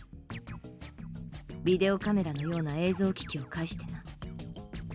Yeah, the idea was to help blind people be able to see by sending them signals to, like video or whatever. But then I guess in concept you could abuse that to overwrite people's memories, and that was where the concept of the time elite machine was a thing, I think. I'm just thinking back to many years ago when I went to Anime Boston. Okay, there was a panel that I still really like that was about the science adventure series, and I think it was essentially, I don't think the whole thing was about this, but they had a whole ramble about it, that everything that goes wrong in the science adventure series, everything that causes the problem is all because of Makise Kurisu. She is just, the research that she does and is a part of just directly causes all the horrible shit to happen in every single story, essentially, at the time. Anonymous Code wasn't out, so I don't know if that's related to that. I mean, technically, it probably would be because of the Steins Gate Elite stuff, but yeah, it's a whole thing. So, and they were just like highlighting how like in literally every single plot line, Makise Kurisu was probably the problem, and her doing the research for the virtual or the visual rebuilding tech was probably the problem here. So we could probably blame Makise Kurisu. She was actually the bad guy all along. Okay, she was the bad guy. どうやってという顔しているな。だが仕組みとしては単純な話だ。 It's simple. ビデオカメラが映した映像も脳を流れる神経パルスも The どち nerve らも突き詰めれ impulses. ば電気による信号なんだぞ。 Video camera and nerves are traveling, essentially. Okay. Okay. An electric signal or stimulus that travels through the nerve cells of an organism has the ability to quickly transmit information between tissues. 要は神経パルスにコンバートできる技術さえあればいい。I'm trying to like absorb the information with this and make sure I fully understand it. You just have to convert the signals. Okay, so essentially you'd be able to override it. Is the idea to like override it kind of similar to how you could technically have somebody override the waves of a phone or whatever or some shit? So you don't know if who you're talking to is actually who you want to or some shit? It was patented? Seriously? That was just a fairly hardcore delusion with an impressive amount of depth and detail behind it, but claiming there was a full-on patent was taking it way too far. その特許から読み取れることがある。 Senna, who had been looking out the window the whole time, turned to face me. She slowly crossed her legs. ある意図的な情報を神経パルスへコンバートすることが可能なら、 Yeah. 人の五感すべて、さらには人の意志そのものもコントロールできるんじゃないか。 Probably. Even though it was right in front of Shibuya Station, it was strangely quiet on the train. It felt as if it had been deprived of sound itself. It was obviously an illusion, but I couldn't help but remember the delusion I'd had several days ago of the deserted Shibuya. As I thought about it, I couldn't take my eyes off the crowd moving outside the window. さっき言ったように、人は電気仕掛けだ。 Yeah, they're just cell phones. 脳だけじゃなく、全身に張り巡らされている神経にも電気が通っている。 That's true. つまり、肉体的な動きまでも操れるということになるんだ。 In theory. 理論。 This girl, I was taken aback. This girl was even more delusional than both me and you combined. What was she saying sounded logical. What she was saying sounded logical, but it was clearly a total pipe 事 dream. 実、特許を取得した研究チームもその方向へと研究内容をシフトしている。あまりに危険すぎる内容だったから、アメリカ大統領が歯止めをかけようとして Biden? 行政命令を出したくらいだ。 Biden did what? How much of what she was saying was actually い true? かなる機関であろうと、政府との事前合意なしに人体の機密の研究を行うことを禁じる。それを Promulgated 支 the 援すること common も同 rule? 様である。 What is the common rule? A United States policy clearly defining and regulating research involving human subjects. Instated in 1981, the full title is The Federal Policy for Protection of Human Subjects. The policy states that all institutions performing experimentation involving human subjects must abide by a specific set of rules, such as obtaining informed consent, properly recording findings, and complying with authority, be it a federal department, agency, or institutional review board. In later subparts, additional protections are provided for pregnant women, children, fetuses, and prisoners. She looked downwards and clasped her hands, resting on her knees だが tightly. 世の中は腐った連中ばかりだ。 Corruption. Society, am I 倫 right? 理を無視して自分の利益のためだけに他者を平気で犠牲にするような連中がね、 True. ヘドがいる。 After she finished voicing her disgust, she stuck the last chunk of the nearly melted crunchy coon in her mouth, then suddenly stood up. She reflexively started to shrink back, only to run into the wall behind me. 無知は罪だ。知らない方が幸せなこともあるという人間もいるが、そんなのはただの甘えだ。 What? Wait, what just happened? Did she just walk through the walls? What's going on here? I reflexively started to shrink back, only to run into the wall behind. Okay, I was confused I don't know why I was confused. Somehow I thought she just walked behind me and then like went through the door without opening it or some shit. I don't know why I pictured that in my head. What's wrong with me? Ignorance is a sin. People claim ignorance is bliss, but that's simply naive. 世界を疑え。仕組みを知れ。この世界は完璧じゃない。 She was coming towards me. Oh, you're approaching me? Thinking she might hit me, I tried to shield my face with my arm, but in the end she slipped right past me without doing お anything. 前の見ている景色は本物か。 Without looking at me, she murmured that as we passed each other, and then she promptly exited the train by herself. Before I knew it, the door exiting the train opened as silently as when it had closed. I was completely and utterly bewildered. I stared out the window at Senna as she walked away. Without looking back at me even once, she quickly disappeared into the sea of people. In the end, I had absolutely no clue as to what she'd been trying to tell me. The only thing I took from it was that Senna despised the world. Typical Chinibyo. From my point of view, though, it sucked ass to have her shoot her poisonous Dempa bullshit at me without even having to get a word in. Without even letting me get a word in. Her tone of voice alone had made me feel like I was being lectured.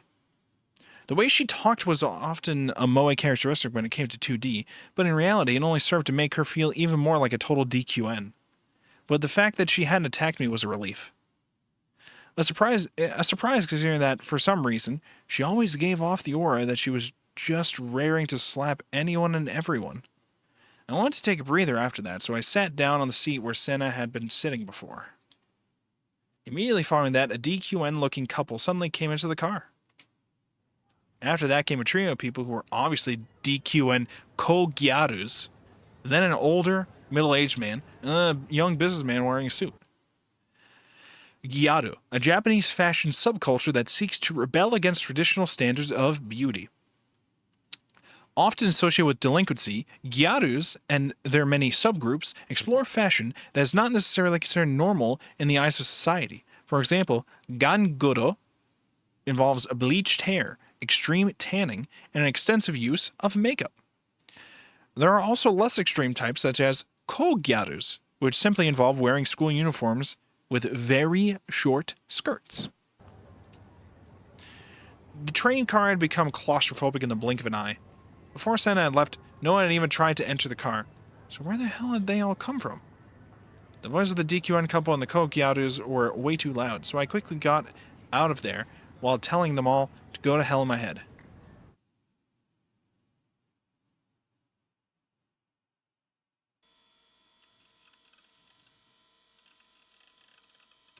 Oh, I forgot I have to press the button for this. Nightheart. So yeah, that's how I ended up getting tangled up with an IRL Chuny chick. Okay, asshole, this time you have me pissed me off. You have pissed me off. Uh-oh. Seriously, Lord Nightheart. You're always saying shit like, oh, I don't give about 3D, but you've been getting real nice and close with a bunch of 3D girls recently, haven't you? You even said earlier that one of them broke into your house. I don't care who you ask. That's straight out of an arrow gay. You've plunged straight into your once-in-a-lifetime chance to be popular. Our popular times are here, boys. Alright, listen well. I'll admit that I have indeed amassed quite the number of opportunities to speak with cute females. I'll admit that. However, every single IRL one is a fucking mental case. Mental case, a person whose words and actions are very clearly born from insanity. You try being on the receiving end of their brain-melting Denpa attacks. Just try it. The sheer scale of schizo, it's legitimately horrifying, shiver shiver. Okay, I totally am sorry. Don't worry about it. Even after I got back home, I'd still been somewhat interested in what Senna had told me. Of course, I didn't think that what she'd said was true, but I was pretty sure that I'd be able to confirm it for myself. Okay, I was reading that. I accidentally hit the button. I'd be able to confirm myself if I did a bit of research into the patent and the memorandum specifically. So with Grimm's help, I started searching the internet. I was also able to get one of Grimm's friends who lived in America to help out as well. But even with all that help, I still didn't think we were going to find anything. In this day and age, you couldn't trust anyone with without a source. Yo, so I just got a message from Shiho. Shiho was the friend of Grimm that I had mentioned earlier. He lived in America and spoke fluent English. Eiko Jozu. Let me guess. BS, right? That stupid fucking mental case. She had to have just been making a fool out of me because she didn't think I could understand English. Don't underestimate the power of the internet, bitch. Consider yourself pwned. It exists, apparently. Huh? What did? It exists, apparently. The guy went out of his way to translate it for us. Anyway, let me up it. Is this just more bait? Man, you don't trust me at all, do you, Lamau? Although that's probably my fault for being an ass most of the time. Well, okay, then. How about I invite Shiho instead? I've been tricked by Grimm several times in the past. If I trusted him like I usually did, he'd hit me with something so bad that it'd make my brain blue screen. But he was saying that he was going to invite Shiho, and then he even had a source for us. Yeah, you got a source for that, Jack? And this is just you baiting me again.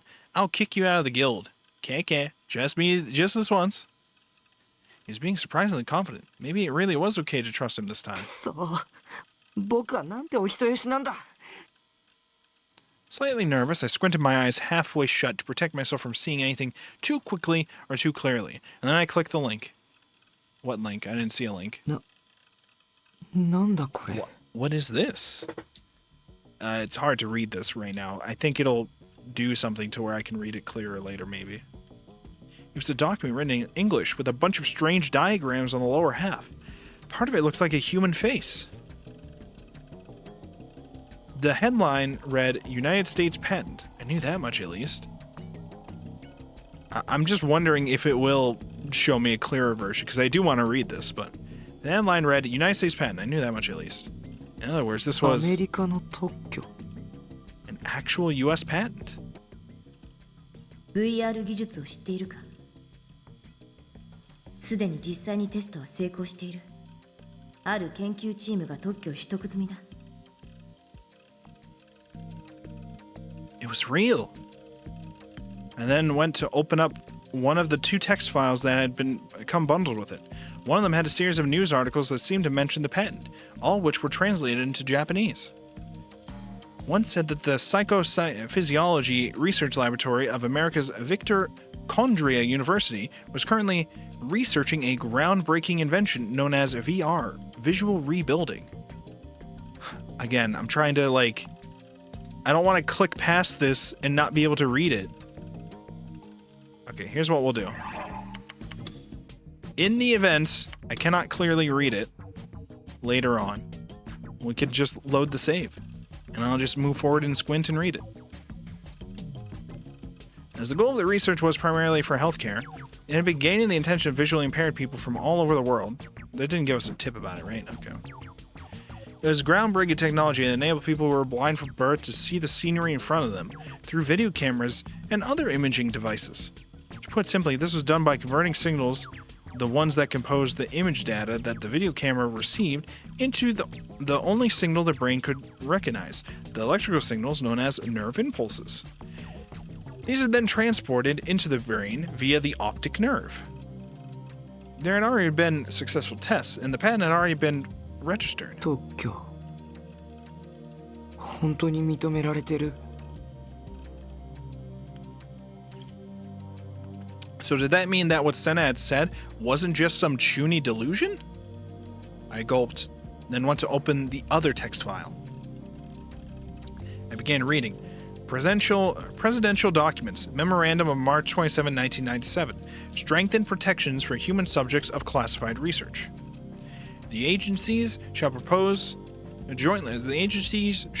propose to prohibit waiver of informed consent for classified research, part of it said. Informed consent, to agree to any form of contract under the condition of being provided the correct information. In Japan, it is primarily used in the medical field. A physician explains the treatment to the patient truthfully, in detail, and in an easily understood manner. This includes the definition of the treatment, as well as its side effects, success rates, risks, cost, alternative treatments, etc. Once the patient fully understands these, they are able to provide consent. Beginning 1 year after the date of this memorandum, no agency shall conduct or support classified human research without having proposed and promulgated the common rule, said another. The document was then signed at the bottom by William J. Clinton, and closed with the White House, Washington, March 27, 1997. Bill Clinton? Bill Clinton? The memorandum from the President of the United States. The contents sounded like the premise to a movie or something, so I never would have thought it was actually real. I went to check the original document via the URL. Even though I could read English for the most part, despite how I might have looked, I was a lot smarter than those DQNs that went to school every day. The actual contents written in the document were the same as the translated text. ということは Santa's words echoed in the back of my mind. ある意図的な情報を神経パルスへコンバートすることが可能なら、人の五感すべて、さらには人の意志そのものもコントロールできるんじゃないか。It was starting to get somewhat difficult to understand at this point, but with what Santa had told me, combined with the sources we found online that backed her up, it all sent chills down my spine. Okay, I feel like I probably should try to read the article. I'm gonna save it a bit now. I feel like I probably should read the article, but I'll keep going through and see. I had a feeling that something terrible was lurking within. But what confused me the most was what Santa's true intentions were in telling me all this. Did it have anything to do with me? Or about being able to control people's free will definitely wasn't something I could dismiss as somebody else's problem. Because there was the possibility that I was a sleepwalker.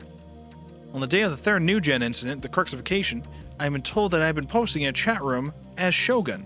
Apparently I posted that from @channel too, but I had no memory of any of it. And not only that, but I had absolutely no memory of Remy too. We had been classmates for over a year, and we had been close enough to hang out on multiple occasions, yet I had no memory of any of it.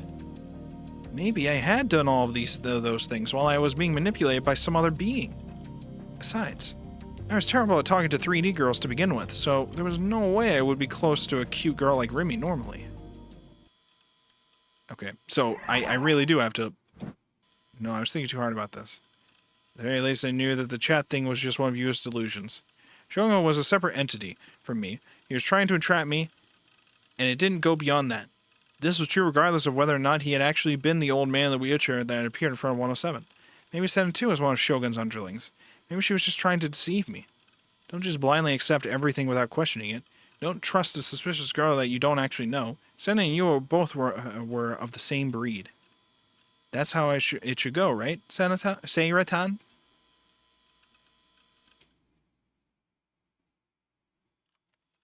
We're really gonna skip to this right now? Hold on. Oh, all right. I'm going back to it, and we're gonna read it. This is gonna be difficult because it's small text, but it can be done. It's not impossible. One day, we at Victor Condren University Psychophysiology Lab discovered that the electrical signals utilized by various devices share incredible similarities with those of the brain. Firstly, cell phones. Cell phones operate by converting voice input into data, and then spreading that data to the receiver via electrical signals, which in this case are transmitted by cell towers. Text-based data is also distributed in this manner. A similar mechanism occurs in video cameras. Images captured by a video camera are transferred via electrical signals to the camera screen or some other external device, which the receiver can then use to view the data. When it comes to the brain's visual system, the body takes the visual information captured by the eye's photoreceptors and transfers said information via nerve impulses, which then travel along the optic nerve to the brain's occipital lobe. Once it reaches that location, the information can be viewed. That brings us to VR. Despite the name, it does not refer to virtual reality, but to a technology we authored known as visual rebuilding. Our goal with VR is to aid those that have been deeply inconvenienced by blindness and other visual afflictions. With this technology, even those who had been blind from birth will be able to accurately view anything that the eyes can naturally perceive. This is made possible by using the video equipment such as video cameras. As posited before, images provided by a video camera and the nerve impulses traveling through the brain are both essentially electrical signals. Thus, all that is needed for the brain to interpret those images is technology that can convert the signals into nerve impulses, and that technology is VR. In conclusion, by utilizing visual rebuilding, we can convert video data into nerve impulses, which can then be used to establish sight. We at Victor Condré University have already visited several other universities and scientific organizations in order to present our findings, and upon being met with a glowing reception, we applied for a patent. Many were very excited at how promising it was for the future of the visually impaired, and some even went on to theorize that those with access to especially expensive video equipment would perhaps be able to obtain vision surpassing human limitations. Oh my god. We have already had many successful tests with this technology, and as we continued our research, our patent was accepted. Oh my god, we did it. It was very small to read, but we did it. We did it. It was a document for ants. Remote viewing, number of channels, resolution, effective number of bits. And this is like the diagram of their patent thing. Orbitofrontal cortex, signal to noise ratio, integral nonlinearity, differential nonlinearity, offset error, absolute accuracy, gain error, prefrontal lobotomy, thalamus, brain, brainstem, pineal gland, pituitary gland, sigmoid function, and all that stuff. The Turing test. Okay, all right, we're good. All right, we're good. We're good. We did it. We read it. We're good. We're all good. We can go through all this. We're good. We are good.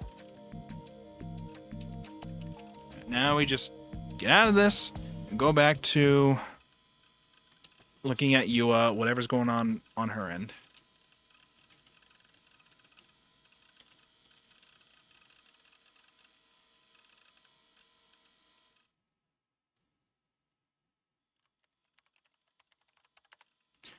The only sound present in the room was the distinct clacking of a keyboard.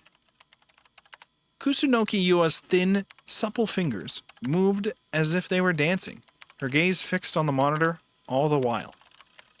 Her touch typing was effortless, and she had made next to no typos. She was writing an email. A very long one at that. You had already been writing for almost half an hour, endlessly deliberating over the contents of the email and making frequent revisions as she continued to type. Oh no, she's writing our twit longer, boys. It's over. Wait, can I read the email actually? Should I even try, or? I see the word sorry.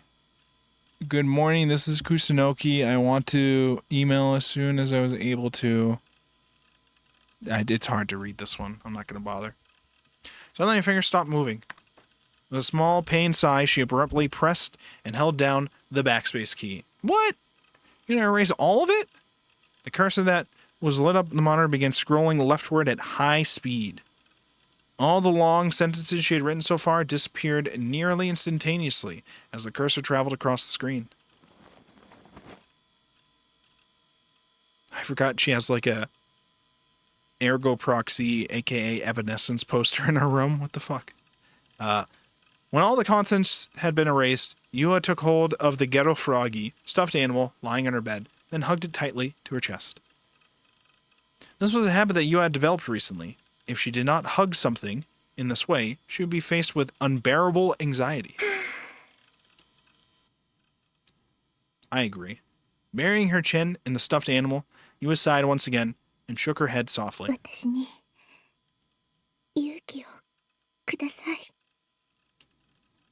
Murmuring softly to no one in particular, Yua's expression stiffened. With the stuffed animal resting on her lap, she returned her hands to the keyboard. Within the monitor, each letter she typed in a fluid manner was quickly displayed in sequence. Compared to the one that she had erased just moments before, this email was far more short and simple, and only served to provide the bare necessities of what she needed to convey. When she finished writing, Yua hesitated for a moment, and then she resolutely clicked on the send icon. I'm just like her, though. I'll write a long, complicated email and be like, no, this is too much, and then erase and be like, hey, what's up? And then send. Be something dumb like that. And just like me, though, is she gonna like double check the sent email to make sure, double check that she didn't fuck something up with the email? Because that's also what I do. I'll like send an email out after like working on it for a while, and I'll be like, did I forget anything, or did I mistype something, or did something get fucked up when I corrected it? And then I'll check the sent email to see what I sent again. Before she could stop it from going through, the email had already been sent in the blink of an eye. Yua squeezed the ghetto froggy sitting in her lap tightly and continued to stare at the monitor in front of her for over an hour. Although she had not been expecting one, there was no sign of a reply at all.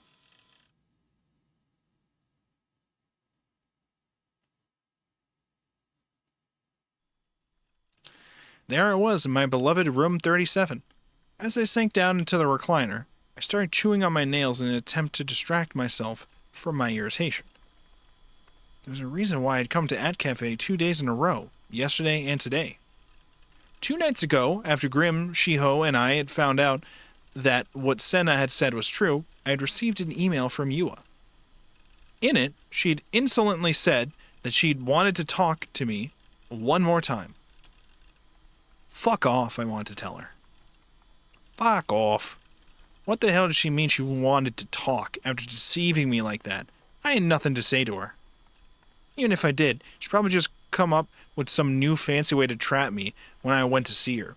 As if I could risk that. It was true that I wasn't used to talking to girls.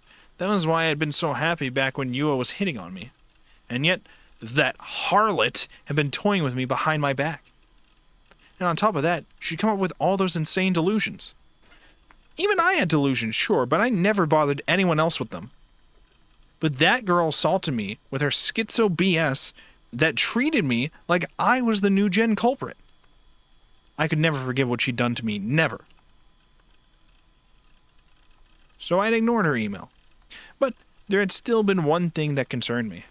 In her email, she'd said she was going to come to my base, and I knew for a fact that she knew my address.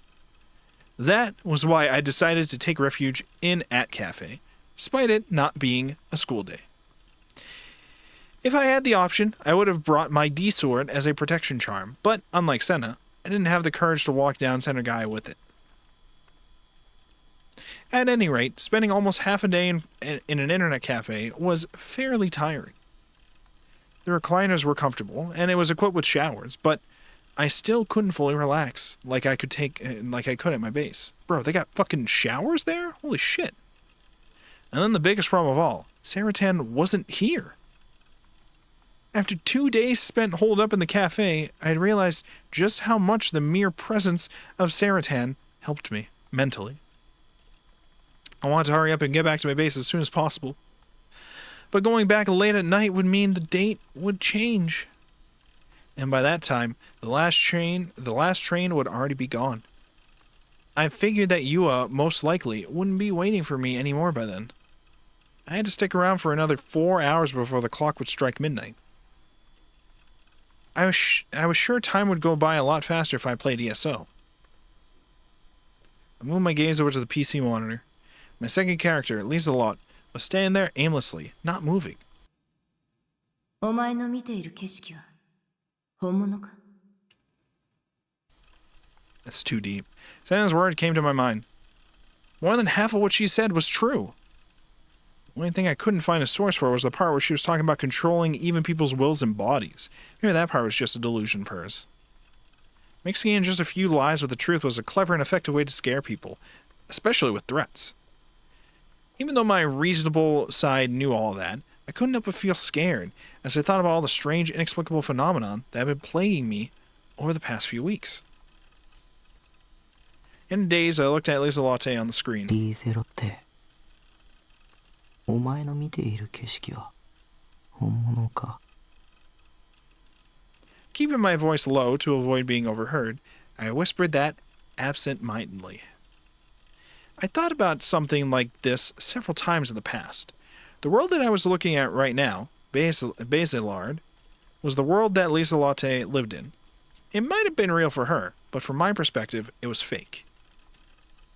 Which meant that the world that I lived in was seen as fake from the point of the view of the person controlling me.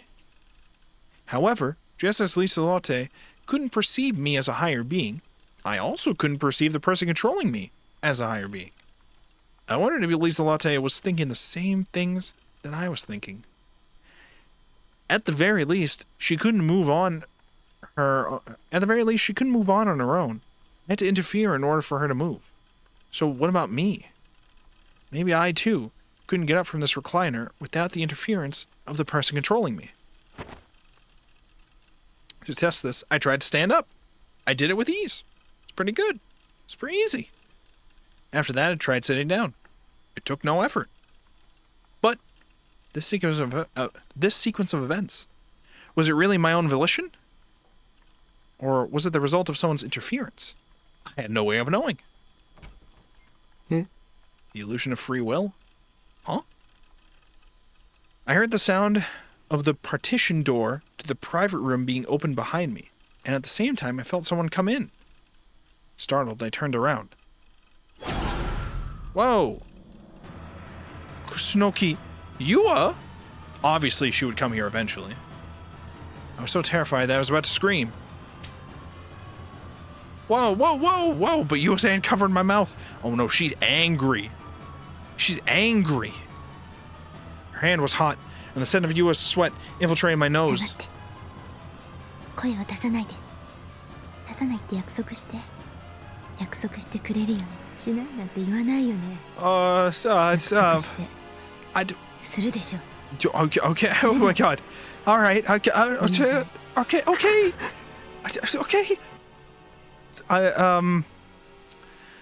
What did we do? We did negative last time, so we'll do positive now. Everything will be fine, boys.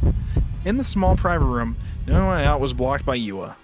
The next thing I knew, my shoulders were being held down with such incredible force, I couldn't even get up from the seat. Yua's cold gaze pierced through me at point-blank range. I couldn't help but look away, and my eyes fell on the 3 ghetto froggies attached to the bag she was carrying on her shoulder. 声を出さないで。Can we get out of here? If I didn't do as she said, Yua would kill me. Believing that would happen, I didn't resist and just nod along. Alright, delusion time. どうしても伝えたかった。好き。 Oh. Alright. We're all safe, boys. We're safe. She'll probably still kill us, but, you know, it'll be affectionately. She'll affectionately kill us. 好きなの。分かって。大好き。 Not really. 分かってよ。私のものになって。Oh, let's calm down now. I thought that confessions were supposed to be romantic, heart-rending, and happy. But this wasn't like that. This was terrifying. Every word had sent chills down my spine. In situations like this, I normally confess my love as well, but here it felt like I'd been signing my own death sentence if I did. I had no choice but to be clear and refuse. This girl was nothing more than a stalker. If I didn't refuse her here and now, I would be totally fucked. I forcefully shook off Yua's hand. I'm calling the cops. Yua's expression became tense, as if in shock. She hung her head. You can't give me the puppy dog eyes after the shit you were doing, crazy woman. She hung her head, and her demeanor instantly turned timid. そんなに嫌われてたなんて。 Bro, you're fucking scared the shit out of me. ごめんなさい。もう付きまといません。 Yeah, さよ good. うなら、西条くん。 We did it, boys. We're safe. She pulled herself away and turned her back to me. Her shoulders drooped. And then she shakily walked out of the private room. I'd said it. I'd said it. Seeing Yua crying like that actually made me feel relieved. I couldn't help but be happy that I had finally been freed of that stalker. So much so that I unconsciously struck a victory pose. Only to suddenly come back to myself. Since life was never that easy, Yua was right in front of me, covering my mouth. 西条くんのこと騙してたわけだし。 She was murmuring something in a quiet whisper. I hadn't heard what she'd said at all. I'd been busy escaping from reality. How nice it would have been if that delusion had been real. With no way for my wish to come true, Yua continued to talk. でも一つだけ言わせてください。これ以上あなたが傷つくのも、あなたが不幸になるのも、あなたのせいで不幸になる人が出るのも見たくないんです。 I didn't do shit. I'm just playing ESO. What's she talking about? She was talking as if she knew everything about me. Despite the fact that we hadn't even played 24 hours together. Or spent. Why did I say played? Because of ESO. We hadn't even spent 24 hours together. So what the hell did this girl actually know from me? Know about me? Was this just another one of her signature batshit insane delusions? A shudder ran through me, and I started flailing my arms and legs. But even so, Yua didn't let go. If this went on for much longer, this girl might actually kill me. Had Shogun given up on trying to trap me and had just sent Yua as an assassin instead? I don't want to die. I don't want to die. I don't want to die! ごめんなさい。お願いだから静かにして Let ください。 me go, demon woman! 話はすぐ終わりますから。 What the hell are you doing? The tone of her voice was meek, but the power behind Yua's hand as she held me down was so strong, even if I tried to resist, she wouldn't budge an inch.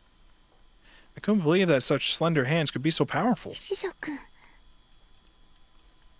Yua inched her face closer and closer to mine, and desperately turned my head away. もう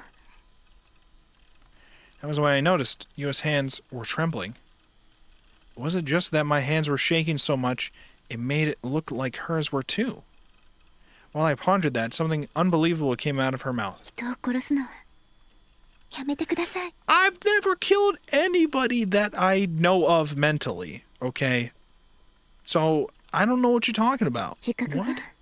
ないんですね。 I'm not aware of shit. でもそれも私には理解できます。 I just want to go home and hang out with Sarah-tan. 西条くんに自覚があるはずないから。 Knowing? Knowing what? あなたは Yua's eyes shone with sorrow. Even though she had been staring at me intently until now, she suddenly cast her eyes downward. DID 多重人格なんです。 I had multiple personalities? 最初はあなたのこと警察に突き出すつもりでした。 At first, I was gonna fucking snitch on you, Takumi. Despite how confused I was, Yua continued to talk. それが無理ならこの手でとも思ってました。だけどあなたのこと調べていくうちにあなたも苦しんでるんだって分かって。 What? Oh, does she have Oh, does she have DID too? Oh. Wakaru. I understand. The eyes behind Yua's glasses once again took hold of me. They pleaded with me. And no matter how hard I tried to see it as something else, I couldn't see her as anything other than genuinely worried about me. And that horrified me. 私あなたを助けたい。 This girl's delusions were getting out of control. What she was saying was totally insane. Or was it? Was it really insane? だから病院に行きましょう。 Listen, woman, I tried going to the hospital. They said I'm good. The first time I went and then left, and then the second time I didn't bother going because my regular doctor wasn't there anymore, so I think I'm good. I didn't truly know myself, understand myself. I posted in a chat room under the handle Shogun without knowing it. Even though I had no memory of it, I had become friends with a girl named Rimi. It wasn't just me sleepwalking. It wasn't some higher being controlling me. Maybe the person controlling me from inside my head? Literally was inside my head. I wasn't me. I was a different personality. I had multiple personalities. My head hurt. A throbbing, stabbing pain ripped through it. That wasn't possible. The entire thing was bullshit. Who would ever believe that? It too was yet another one of Yua's delusions, obviously. She was my enemy. She was impeding my way of life. She was trying to trap me. She was trying to destroy my mind. Evil, Yua, woman, devil, evil, bad. Even the hospital itself was under Shogun's reign. The only person I trusted, Dr. Takashina, had disappeared in such a sudden, inexplicable manner. He was probably killed. Shogun must have made him disappear. And if I did what Yua said, he'd make me disappear too. I don't believe her. It's not true. It's not true. It's not true. It's not true. It's not true. It's not true. It's not true. It's not true. It's not true. It's not true. It's not true. It's not true. It's not true. It's not true. I was stuck in my own head. I shoved Yua off me with every ounce of strength I could muster. Slamming into the wooden sliding door behind her, Yua slumped down to the floor with a grimace. Finally freed from Yua's grasp, I grabbed my bag, stepped over Yua's body, and made for the exit. Get out of my way, bitch! I'm out. Still crumpled on the floor, Yua grabbed my ankle! Her hair was disheveled, and her glasses were falling off her face, but she made no effort to fix them. Seeing her cling so desperately to me, it terrified me so much. A pathetic scream escaped from my mouth. She was my enemy, one of Shogun's underlings. I won't be deceived. I won't be deceived by you ever again. I shouted as loud as I could, and Yua quickly let go of me. In that window, I bolted out of the room. I tore a 5,000 yen bill from my wallet and slammed it down on the counter in front of the dumbfounded receptionist. And then, without getting my change, I burst onto the elevator leading outside. I nearly tumbled out of the elevator as I burst outside. The sun was already setting. I examined my surroundings. There were people everywhere. Run.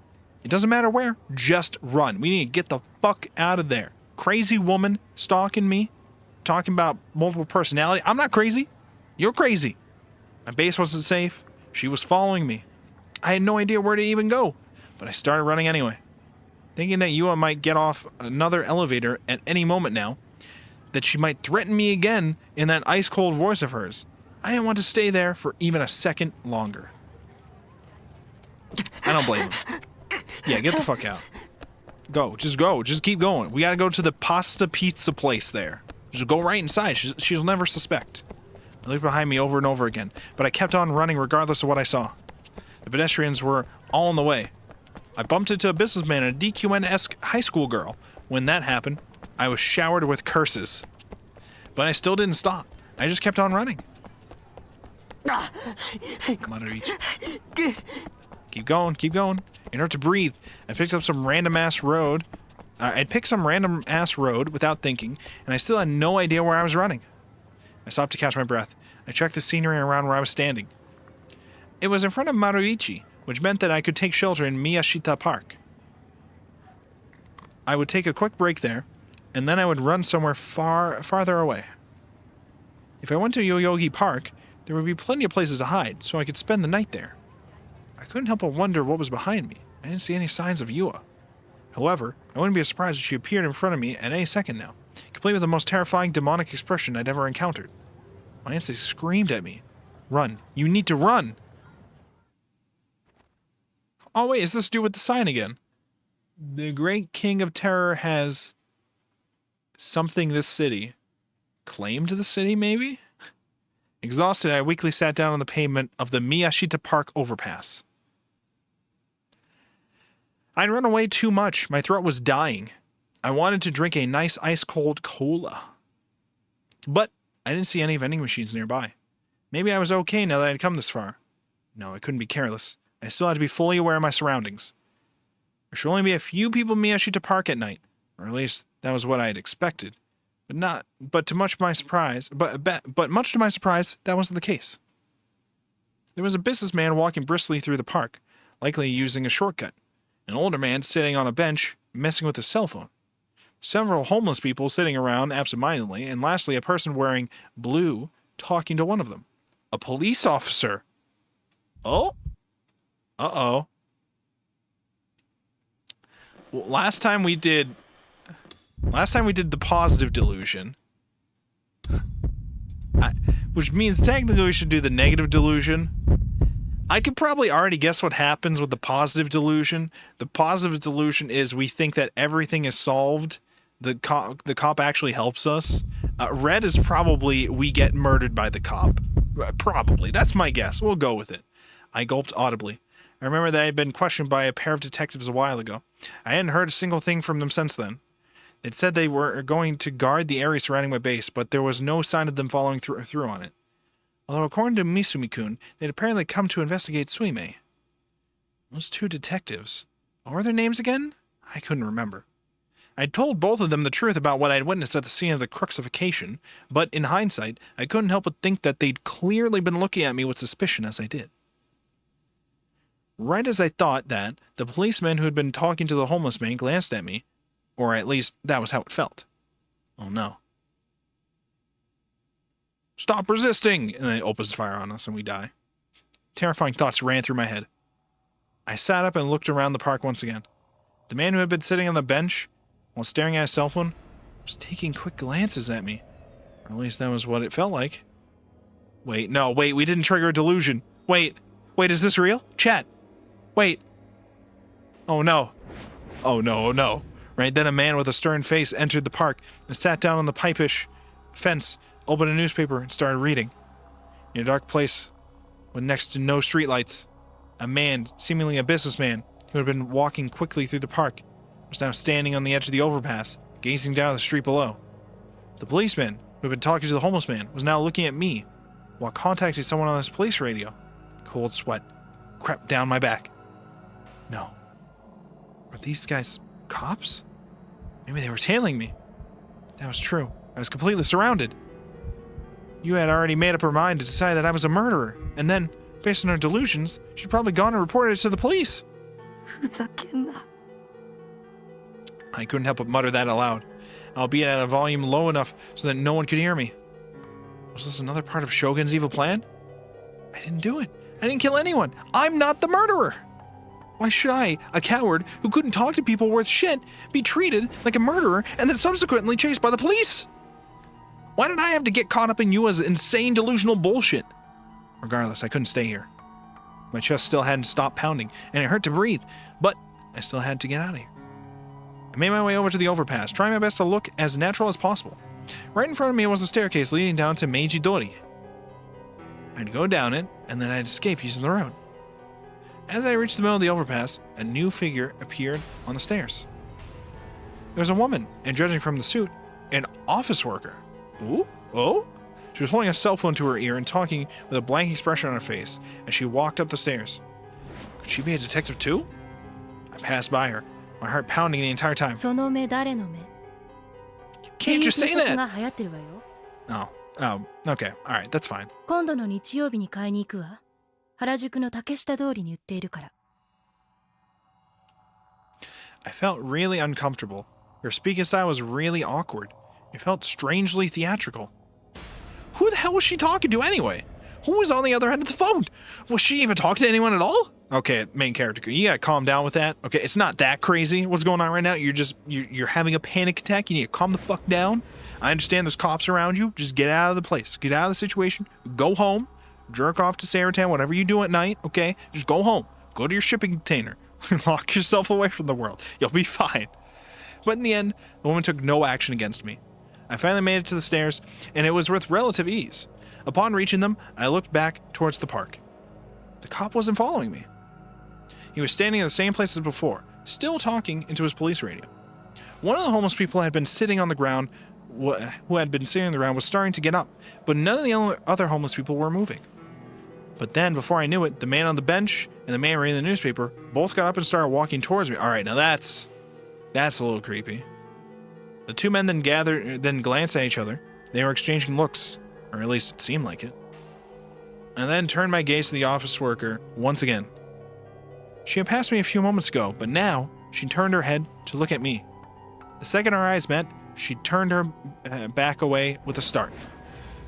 Her cell phone was still held up to her ear, but she wasn't speaking to anyone. I was hit with an amount of fear that I had never experienced before, and I immediately bolted down the stairs. As I ran down Meiji Dori towards the station, I looked up at the overpass. The office worker was leaning over the railing and pointing at me. And it wasn't just her. Two men were sprinting across the overpass. They really were cops. All of them were cops. Shit. This was all Yua's fault. She had set me up. Should I just tell them I was innocent? Even if I did, I couldn't get away from the fact that I was literally running away from the police right now. Besides, I was sure that the police would find some way to pin it on me regardless. True. Probably true. They would never believe an otaku freak like me. I didn't have time to think about what would happen next. For now, I just needed to get away from Yua and the police. That was the sole thought occupying my mind. I passed under a pedestrian overpass and ran up the stairs leading to it. There were people everywhere. All of them were blocking my path. It felt as if each and every one of them were deliberately getting in my way, like they all had some form of malicious intent. Everyone looked like they could be cops. I was this close to completely panicking. And when I looked behind me and saw someone sprinting after me, I caught a glimpse of a person cutting through the crowd just like I was. It was one of the people that I had seen in the park. I didn't know who it was. It didn't matter. They were following me regardless. I was horrified. If I got caught, my life would be over. I would be falsely accused of a crime I didn't commit, sentenced to death, locked up in a high-security prison for decades and decades, and then after I finished enduring that living hell, I would finally be told, "Alrighty then, your number's up. Time for you to die." I didn't want that. I wouldn't be able to handle that. I didn't want to live like that. Even if I somehow managed to prove that it was a false accusation, once I was branded a criminal, it would never go away. Everyone around me would look at me suspiciously for the rest of my life. I didn't want that. I hadn't even done anything. I turned onto a small street that was completely deserted and kept running as hard as I could. But I've been running ever since I left that channel, and I still hadn't been able to catch my breath. My lungs were begging for oxygen. My legs were shaking with fatigue. I hated myself for not exercising more, but it was too late for that regardless. Finally, I couldn't run anymore, so I doubled over and gripped my knees with my hands. The place where I'd stopped looked familiar. The distinctive red brick walls, paired with the gigantic backlit sign that read, Gigantes. I'd been here before with Misumi-kun. We'd come to see a Phantasm concert, or to be more specific, to see their lead singer, Fess. But now, the place was quiet and empty, with the only other light being from the vending machine dimly illuminating my surroundings. Frustrated that my breathing still hadn't gone back to normal, I looked back towards the road that I had sprinted down. The street was dimly lit and narrow. As the Toyoko line train slowly passed by directly above me, despite the striking glow of the light leaking from the windows of the train, even it didn't reach the streets below.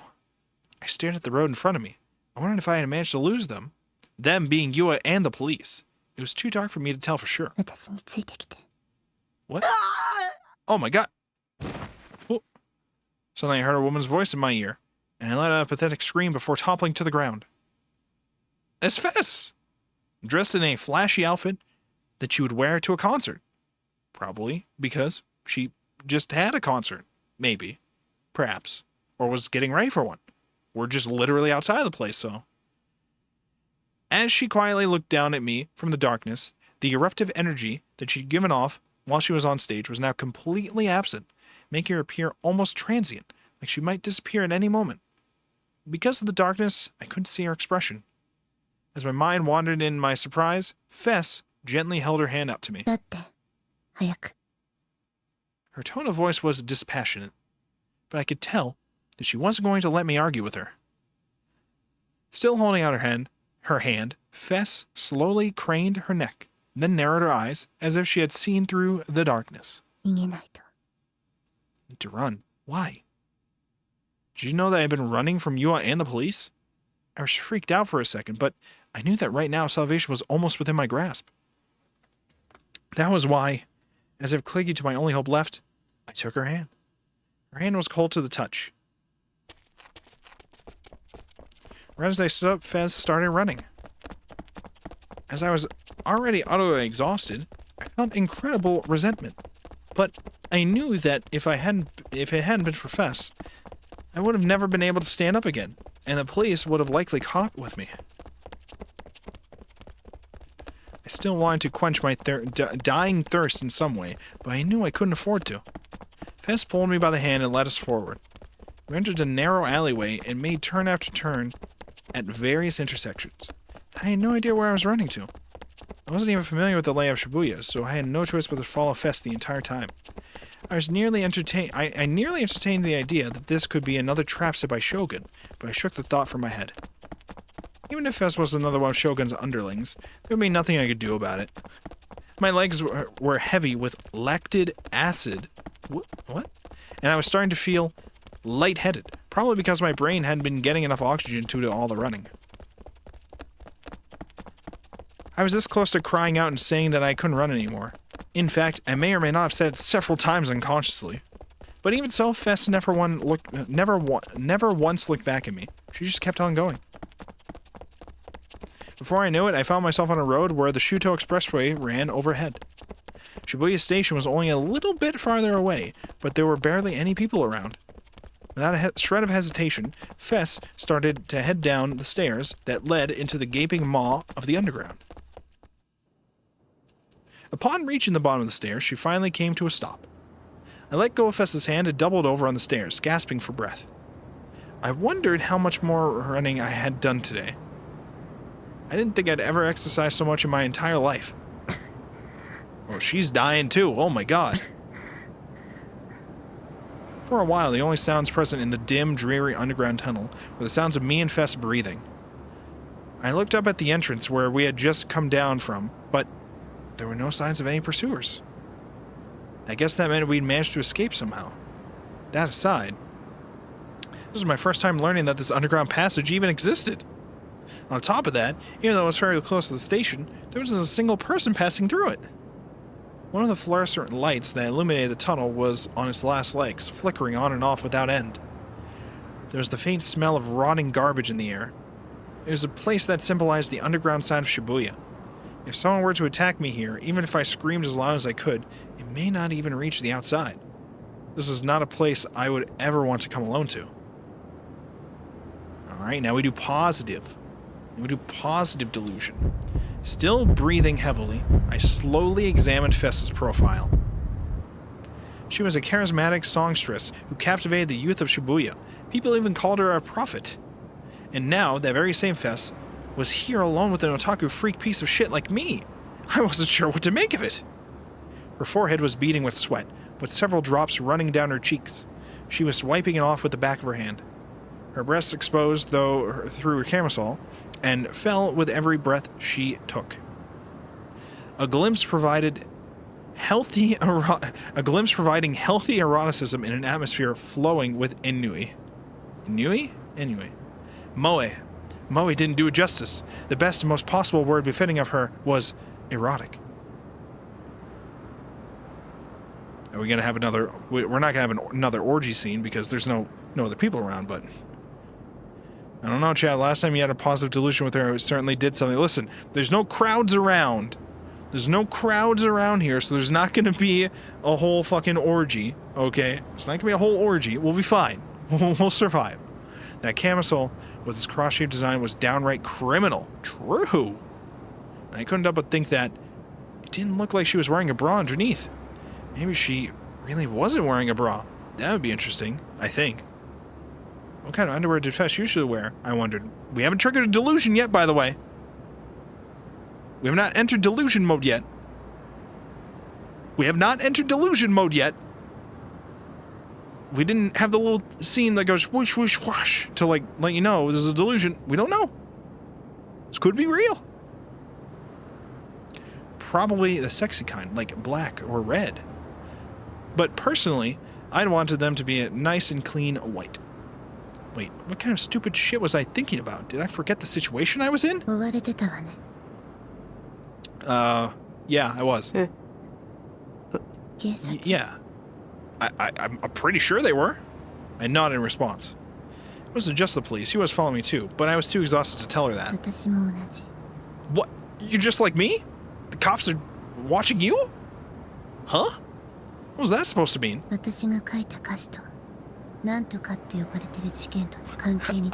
Okay, well that's actually pretty fair. Your lyrics have been predicting all the incidents. It is a little sus. I don't blame them for that. Actually, that makes sense. Actually, that actually makes sense. Yeah. Yeah, I don't blame him. New gen.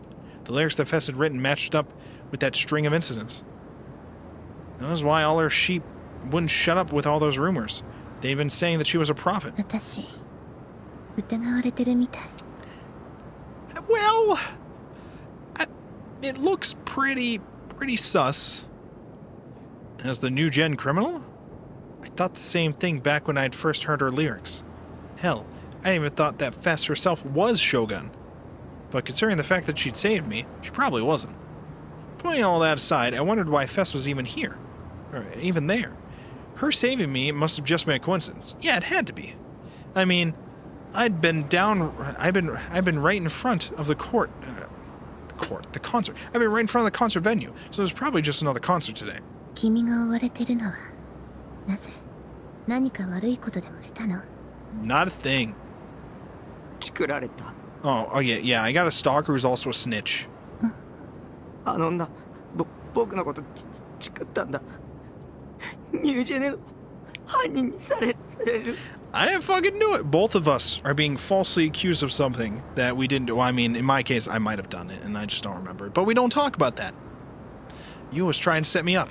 God damn it. Shogun and that girl were going to ruin my life. そう。容疑者候補ね。 True. 私たち。 You and I. Oh my gosh, she's smiling. Cute. Why was she laughing? 僕は無実だ。 I didn't do it.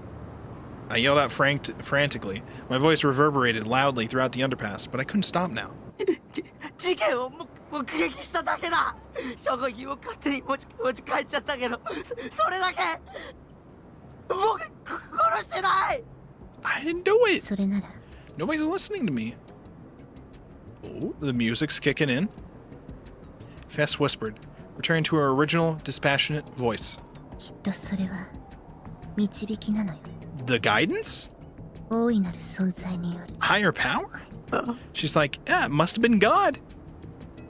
Another fucking mental case?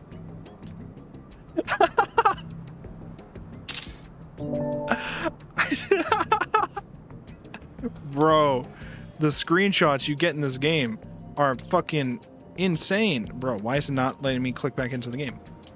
Hello? I can't hide the... It won't let me hide the text box. I want to take a screen cap of her without the text stuff too, and it won't let me because it won't let me hide the text right now. Oh, it's because there was another thing. Another goddamn Chunibyo? Another fucking mental case here, man? What the fuck, dude? Bro, why is this game cooked so hard with these fucking screen cap moments?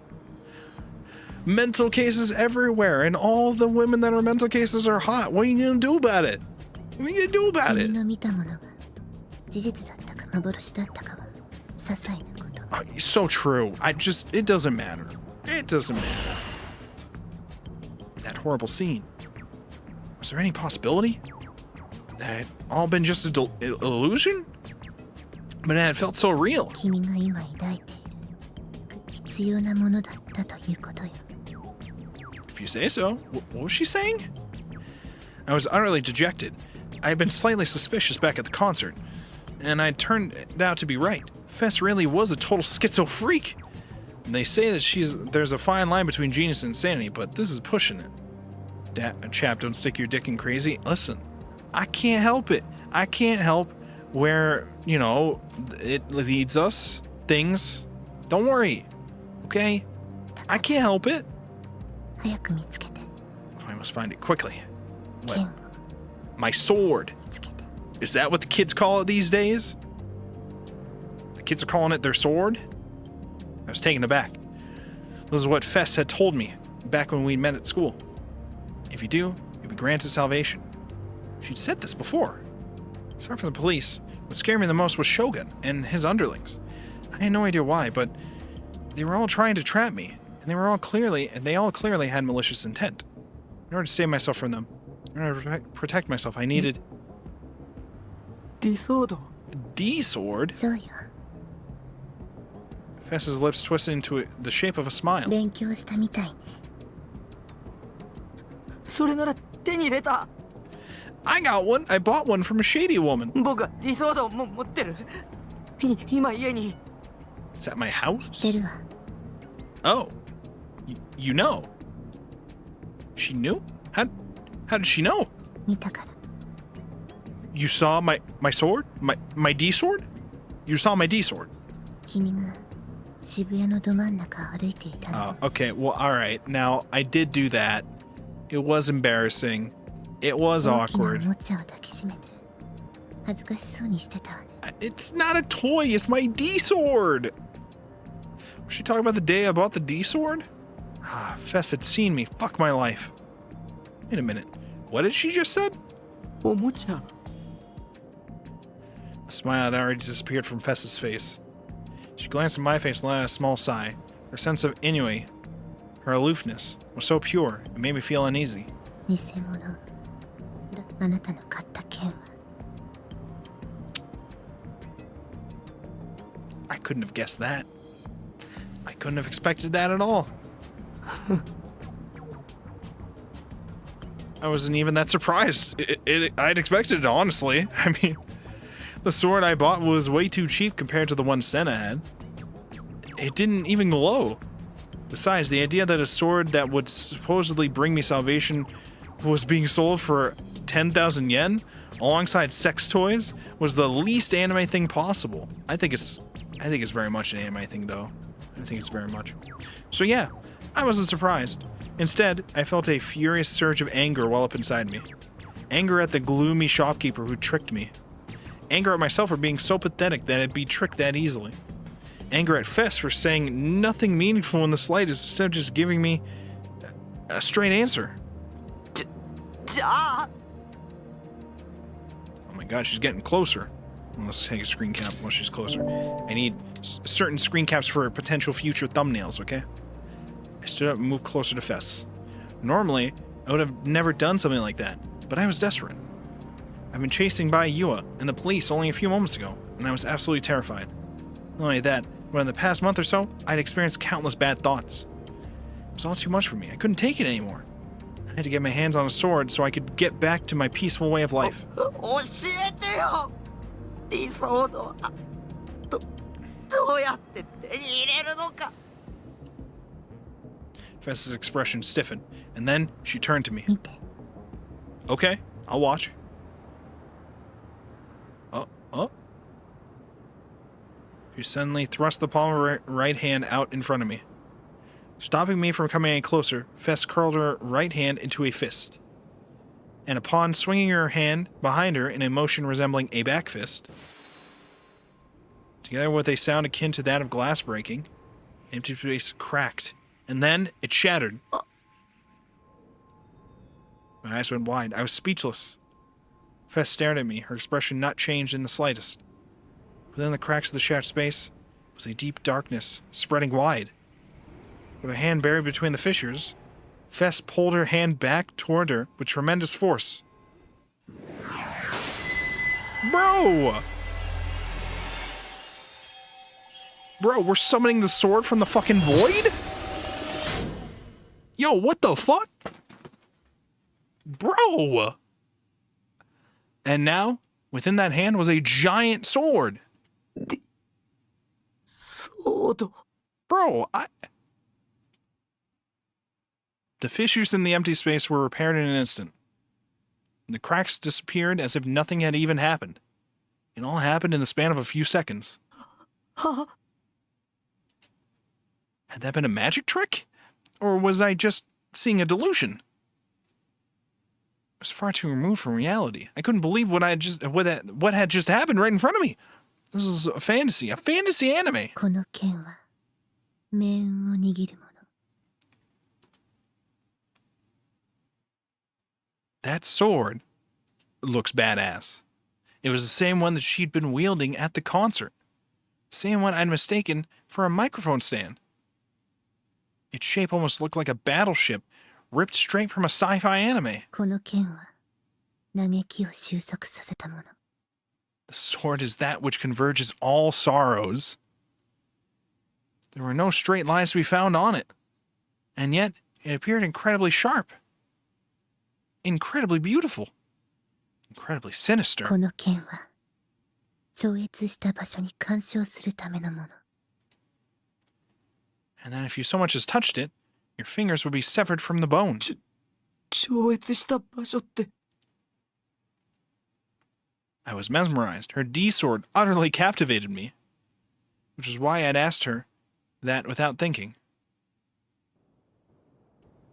異空間のようなもの。 Oh boy, info dump time. This was definitely an anime at this point. 同一次元上にあるもう一つの可能性、あるいは妄想。 A delusion? 言い方にあまり意味はないわ。唯一確かなの。この剣もその領域に存在しているということ。 So in other words, she was saying that her D-sword was a product of her delusions. Did that mean that the supernatural phenomena I'd seen before had also been delusions? Had they not been real? そんなのありえない。そう。 If it was a delusion, then why was I seeing Fess's sword right now? 言葉に引きずられてはダメよ。後ろを振り返ってみて。 Turn around? I was baffled by Fess's request, but I complied anyway. Behind me was a flight of stairs, and on those stairs... Whoa, hello! Was Fess wearing only white lingerie? Oh, was this what we were picturing in our head earlier? When I picked the positive delusion, we decided what version of her we would see? Is that what this is? Okay. Fess was standing right beside me. Fess was standing on the stairs right in front of me. Two of the same person in the same place. And not only that, but one of them was incredibly sexy, wearing only her underwear. That's what we're focusing on here, main character Kun.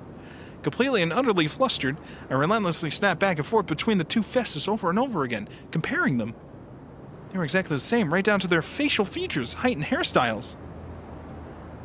The only differences were their clothes, and whether or not they were carrying a sword. Well, you're fucked. I mean, they might both kill me. That's a possibility. They weren't twins or anything like that. Well, they didn't just look like it. So, I mean, two things could happen. They could both kill us, or another orgy scene happens. One or the other. They weren't twins or anything like that, and they just didn't just look like alike.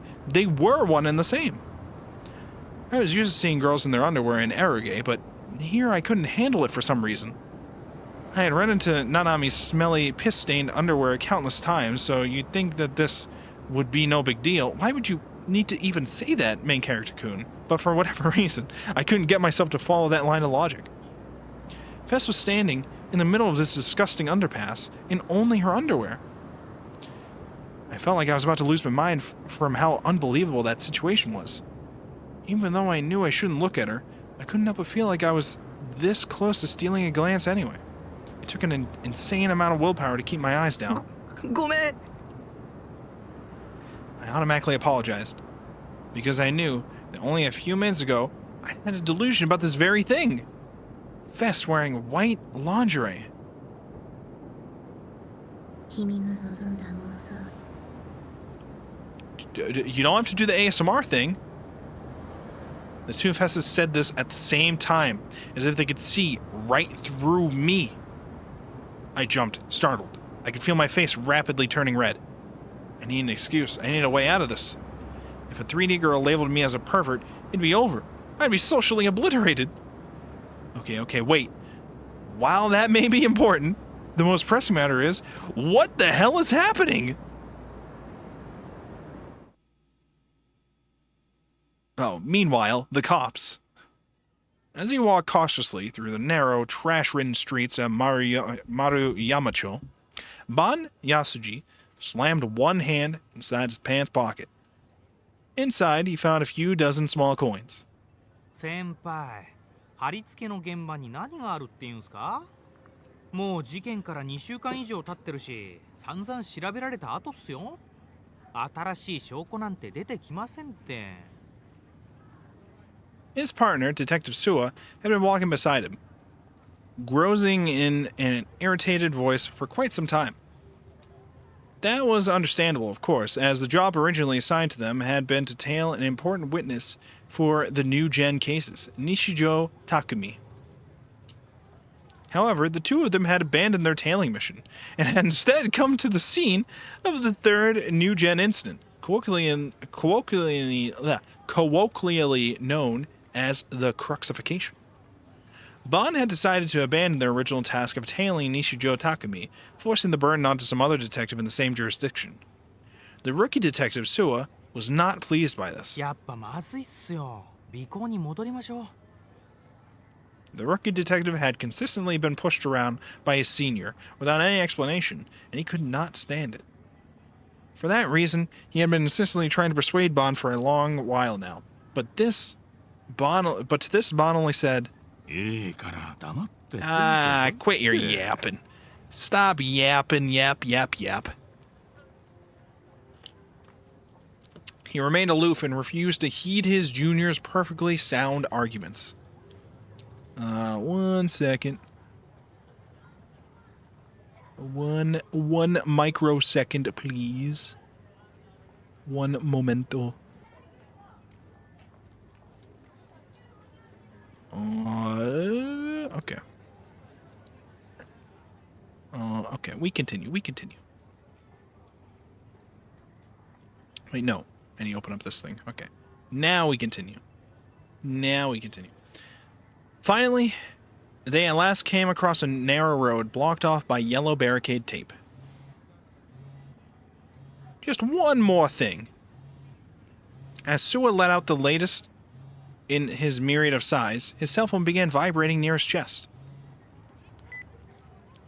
He quickly took out his phone, which had been set to vibrate, assumed the look of a capable detective, and pressed the accept button. すわっす。はい。はい。 Hi. As he listened to Sua's voice coming from behind him, Bon came to a stop in front of the barricade tape. Behind the tape was the crime scene.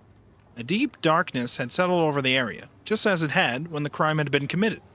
But now, there were no remaining traces of the incident, save for the barricade tape. 見失った You lost him? 女か。やられたっすね。とりあえず、深センの家に戻ってほしいっす。 Yeah, go ahead to his house. 張り込んでてください。 I mean, his shipping container. いやいや、大丈夫っすよ。責任はバン警部補が取るっすから。 Will he now? Bon smiled wryly upon hearing that. Suwa could be surprisingly shrewd. Of course, Bon had no intention of placing the blame onto his subordinates, nor onto the detective he had placed in charge. なるべく早くこっちも合流します。本当申し訳ないっす。お願いします。 Right as Suwa hung up the phone and returned his begrudging gaze to Bon, Bon ducked under the tape. Suwa had no choice but to reluctantly accompany him. 見失ったって？尾行に気づかれたっす。直前にネットカフェで一騒動あったみたいっすし。女っての？岸本綾瀬っす。 Kishimoto Ayase, who was also another person we questioned. That actually looks really bad for us. I won't lie to you. That looks really fucking bad for us. On the one hand, we go to the same school, so you could say that. On the other hand, you could be the cops and be like, hey, this girl keeps writing shit that predicts the killings, and this dude is potentially the killer. Could it be that they're either working together or he's just reenacting her songs in weird art shit? It doesn't look good for us at all, boys. That's not looking good for us. That's not a good look for us. Not good. お騒がせバンドのジョーちゃんかな。つながりは？同じ学校の同じ学年っすね。 Same year, even. 他は今のところ特に。クラスメイトでもないっす。 Okay, but we're not even classmates, okay? So he's like, there's nothing to worry about. Bon brought a hand to his chin, savoring the rough texture of his stubble for a moment. After which he took out several coins from his pocket and started counting them in the dark, one by one. Suwa stared at his eccentric senior with a puzzled look on his face. 何してるんすか？ What the fuck are you doing, Grandpa? よりによって5円玉だけありゃしねえ。そう、お前5円玉持ってねえか。 You got 5 yen on you? はあ Got a nickel? Perplexed, Sua took out a 5 yen coin from his wallet and held it out for Bon. However, instead of taking it straight away, Bon tore the bottom part off of the shirt he was wearing. He then untied the thread fastened to the button. 先輩ついに頭おかしくなったんすか？ Are you losing it, dude? 生意気な口聞くようになったじゃねえ Yeah, か。 mouth on ya.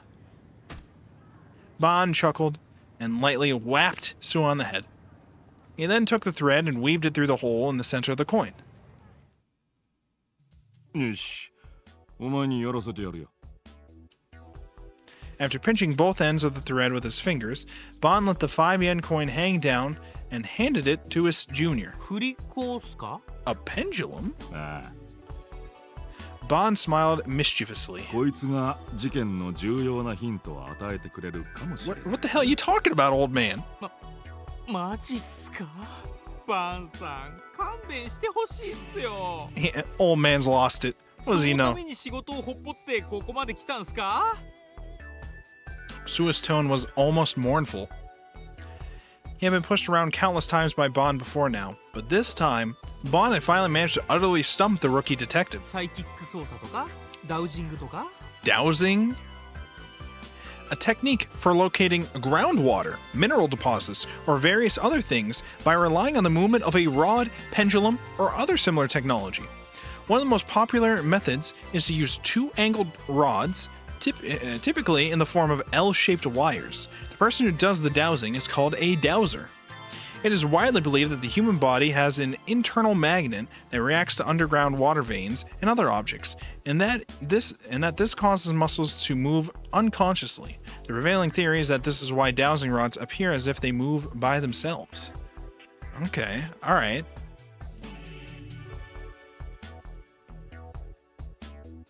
Okay. So dowsing is supposed to be bullshit, and it's just humans potentially might have an internal magnet that causes it to look like it works? Is that what I'm understanding here? Okay. その手のテレビでも見て影響を受けたんすね先輩。そういうお前も詳しいじゃねえの。いやまあ自分も見たは見たっすよ。先週のユーリ・ブライトマン。ユリブライユーリ・ブライトマンっすよ。今話題になってる Psychic detective from America? From America? Typically found in America. Psychic detective, typically found in America. Yeah, America's the one that's got all the psychic detectives, of course. It is an investigator who uses psychic abilities, such as clairvoyance, in order to aid in crime solving. Often appears in Japanese media. However, despite the established title, such a position does not actually exist in America, and the mainstream perception of psychic investigation is that it is extremely ineffective. Listen, I've seen the show Psych, okay? It might not be effective, but it's fun. It's fun, and apparently if you're a fraud, you can make it even more fun. If you're good at being a detective, but you don't feel like being a detective. It's a good show. I might start binging it at some point soon once I'm done watching Dexter, okay? Both of them are different types of detective shows, I guess. 俺が見たのはそんなチャラチャラしたもんじゃねえや。どこかのお偉い大学教授が出ててだな。でもテレビっすよね。ちいち文句の多いやつだ。やってみりゃわかる。ほら、いいから吊るしてみろって。Come on, let it hang down.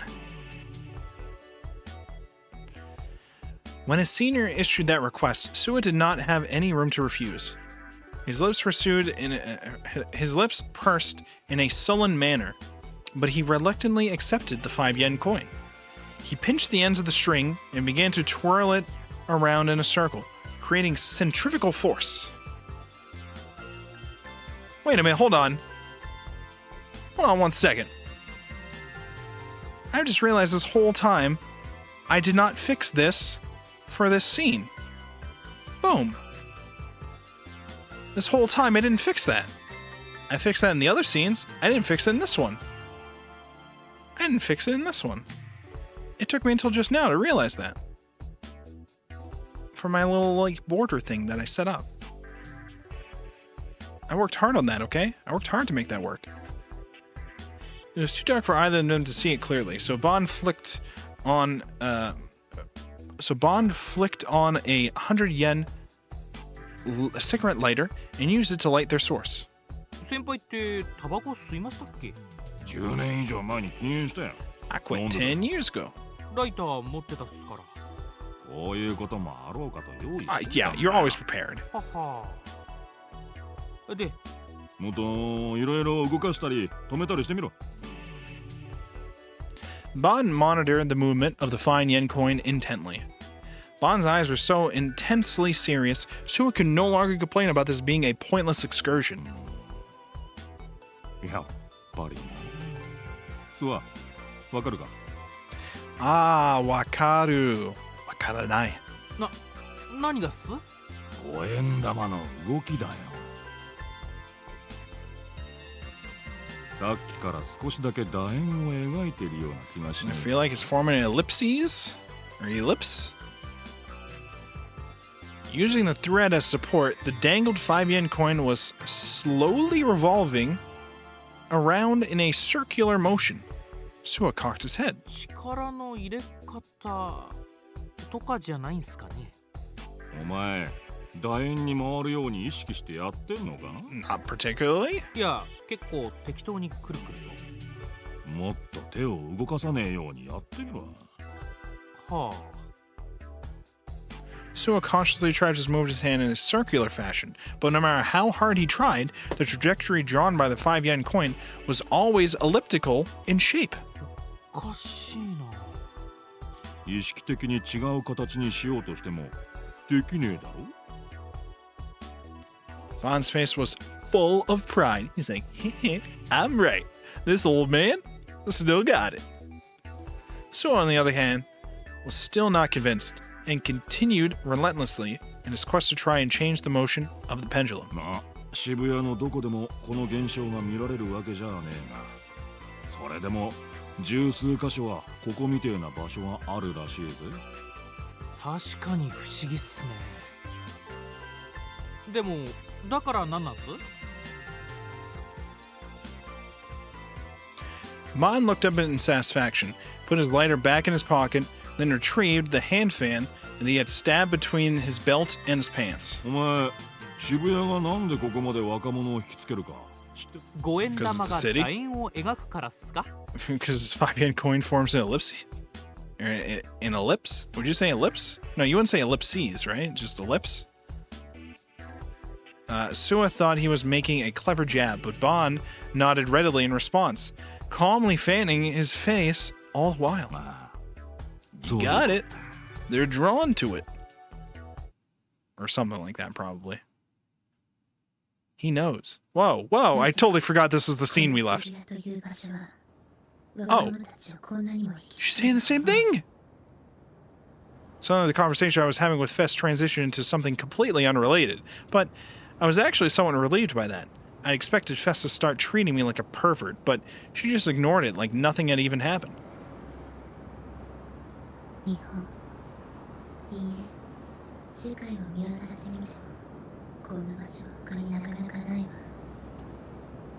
Does this have something to do with D-swords? If not, then I don't care. I had to somehow find a way to get Fest to tell me how to get my hands on a real D-sword.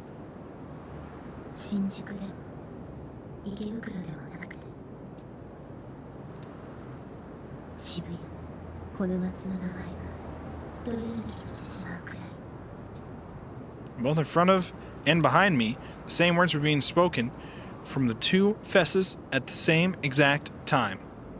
Perfect synchronization gave me a somewhat strange feeling. Had Fess split in half? Were both of them the real Fess? Or were both of them imposters?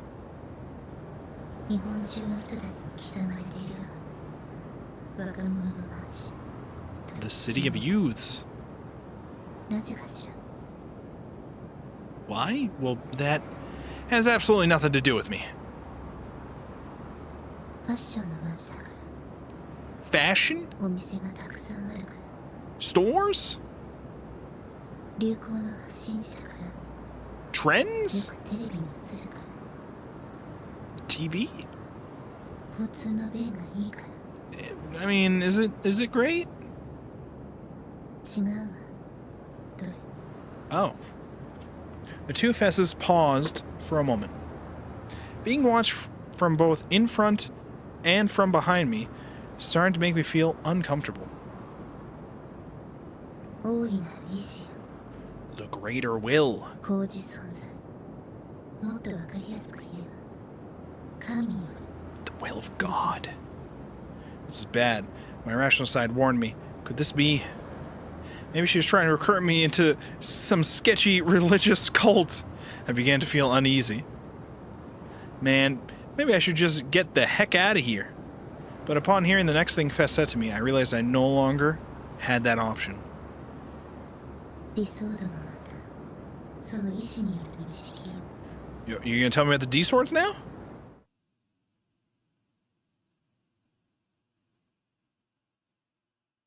Meanwhile, 引力ってあるだろう got this thing called gravity. You know what that is, right? You might not have heard of it before.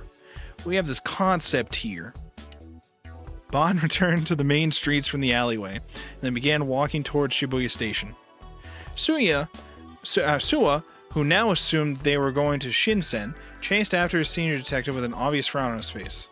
万有引力のことっすか Law of universal gravitation, a law discovered by Isaac Newton, stating that all matter, energy, and anything that has mass has a force that attracts other things with mass. The force of attraction becomes stronger the heavier the two selections of matter are, and it becomes weaker the greater the distances between them. The law also applies to the gravitational force exhibited by Earth and other planets. There is a famous story which claims Isaac Newton discovered universal gravitation when he saw an apple fall from a tree, but it is no more than a myth. よく知ってるじゃねえの。さすがいい大学出てるだけあるな。Suwa grew he had to go to college to learn about gravity? You had to go to college to learn about gravity. Are you serious? Japan, what are you doing? Suwa grew discouraged in response to Bond's slightly mocking tone. Oh. Maybe I should have read that before I said that. あいに Maybe I く should 大 have. 学じゃオカルトは勉強しなかったっすけどね Didn't study the occult? オカル What ト kind of college じ should ゃ you ね go to if they don't study the occult? Come on, man. It doesn't have anything to do with the occult. It's called science, Suwa. Maybe you wouldn't understand this, okay? 世界には引力がアンバランス化してる地域ってのが何か所かある。 Several. アンバランスかっすか振り子が楕円を描いたのもその影響ってこった。G レートって呼ぶ The らしい。 GE rate. GE レート Same college I go to, apparently. They teach you about occult there? Or is that college the first time they teach you about gravity? Or do they teach you about occult gravity? About how gravity is actually just a weird spiritual thing, and that's why all the young kids, the youths, occupy Shibuya. Or do they teach that in your college, Shadow? In the Canadian college? ああ。正式名称は何だっつってた。 Gravitational effect rate? グルバケーショングラリッシュエラー引力ならグラビテーションじゃないですかグラビテーションエラーレート Error? Talking about an error? おおそうそうそれだ Like the girl who was eating a crunchy coon mentioned? グラビテーションエラーレート直訳すると万有引力の異常値っすか物理学の辞典を調べりゃ載ってるはずだぜ載ってたっすかね The GE rate, an imbalance that contradicts the law of universal gravitation. Discovered by Isaac Newton, the law of universal gravitation is a fundamental force, a nature that acts between all forms of energy and matter, i.e. anything that contains mass. It is commonly believed that the great number of strata layered upon the Earth's surface play a large part in this law. A typical example of something that disturbs the local areas would be lava beds. This phenomenon can be found at the foot of Mount Fuji. Aokigahara, also known as the Sea of Trees, where there have been several recorded instances of compasses becoming unusable. Studies have also shown that fossil beds, particularly rich in iron and calcium, are another type of stratum in which magnetism is repelled. Adding on to the previous factors, magnetite is also believed to have a particularly strong influence on gravity.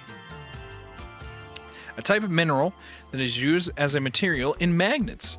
It is black in color, has a metallic luster, and the crystals have an octahedral shape. How come we didn't see this character in Land of the Lustrous? Must have been turned to moon dust prior, right? If magnetite, a naturally occurring magnet with an octahedral crystal structure, were to be found beneath the Earth in a quantity large enough to warrant being recognized as a dike, it would be as if the ground itself were a magnet. This would then result in an extremely high chance of the area producing minute gravitational deviations. The GE rate is the measurement of the gravitational values in a region in which such values have been distorted by the previously mentioned geological strata. You get all that, chat? You get all that? When Bond's explanation concluded, the two men, who had been walking the entire time, were just exiting onto Dogonzaka. The scenery surrounding them instantly turned bright and dazzling. 渋谷の平均 GE レートは世界でもトップクラスらしいぜ。地面に置いたボールが一人でに坂を登っていくようなケースもあるらしい。マジっすか? A ball going up a hill all by itself? Suwa, who had been listening in utter silence up until now, showed his surprise with a slightly exaggerated tone. まるで SF 映画の世界っすね。お前の好きなな。自分は小難しいのは嫌いっすよ。壮大なスケールの映画がいいっす。知らねえよ。All Greek to me. 先輩の説明はすごくもっともらしいっすけど、なかなか信じられないっすよ。GE レートなんて聞いたこともないっすし。てめえの無知を一般論として語るな。Just because you're stupid doesn't mean everybody else is, okay, Suwa? デカに必要なのは A gumshoe. 客観視することだ。 A true gumshoe knows all the facts, even about gravitational bullshit, okay? はあ。でも。What Suwa said was equally true. The research into the GE rate was minimal, and it certainly was not something that would be taught to an everyday college student. Bond himself had not even been aware of it until a few weeks ago. そもそもまだ肝心の答えを聞いてないっすよ。渋谷の重力がアンバランスだとなんで若者が引きつけられるんですか？引力と人間ってのは意外と因果関係があるってことだ。お前、生き物のバイオリズムは月の引力に関係してる。Biorhythms, the moon's gravitational pull, the youth of Shibuya. How's it all connected? It ain't just the tides, it's also the youth. ウミガメの産卵には月の影響があるらしいってのはどっかで。ああ、必ず満月の夜に産卵するってやつだな。They only sea turtles only lay eggs and then they have a full moon. 他に有 Goddamn. 名なのだと、サンゴが産卵するのも満月の夜だ。Coral does too? ああ、海の中が雪降ってるみたいになるやつっすね。満月の夜は引力も強くなってるって科学的に実証されてんだ。当然人間にもその影響は及んでる。That makes sense. 人の出産にもってことっすか？出産だけじゃねえよ。バイオリズムって言ったろ。普通の生理現象はもちろん交通事故や事件、traffic accident, illness, appetite, libido. Gravity's making the youth horny? Is that what you're telling me, Bond? 頭に血が上ってるって言うだろ。あれは月の引力に引っ張られてるんだよ。そりゃ極論だと思うっすよ。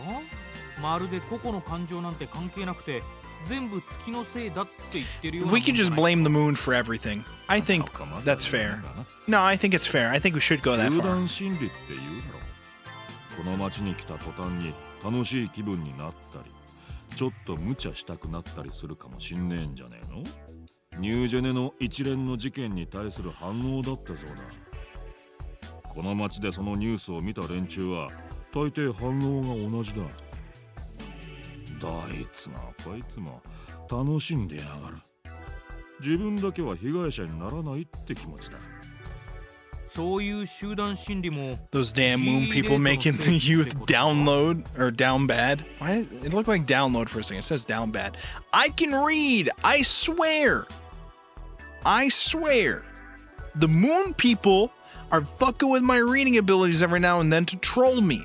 But we know the truth. We know the gravitational waves are what's affecting my reading capabilities. We know this. 可能性としてはありだろう。渋谷に来たら楽しい気分になるってのが若い奴らの頭の中に無意識にすり込まれれば、若者がこの街に惹かれる理由になるってわけですね。Shua really is a fast learner, Bond thought to himself, impressed. The junior detective was still young, but that part of him truly was worthy of praise. In addition, what set him apart from other young people was that he did not just follow his seniors blindly. Whenever he had a question or whenever he thought something did not make sense, he would always voice it, despite the fact that he was a junior in name. GE レートについては一応分かったっすけど、それでどうやって犯人を探すんすか？もし GE レートに影響されて今回みたいな事件が起きたってなら、何百年も前から似たようなことが起きてないと変なんじゃん。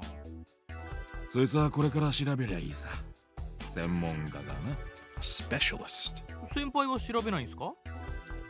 俺はデカだぞ。I'm not a gravitational fucking expert here. Bond smirked from ear to ear. 調べるのはニュージェネのことだけだ。そのために今日はわざわざ仕事サボって現場の GE レートを測ったんだ。もしこれまでの一連の現場の GE レートが異常を示したなら、まさか。So his eyes went wide and then he stopped dead in his tracks. It seemed as if he had realized what Bond was trying to imply. 事件は GE レートが異常を示している場所で起こるってことっすか？だとしたら次の事件が起こる場所をある程度予測できるんですね。Well, that's not entirely true, because the real question is, were they like that before the incidents occurred?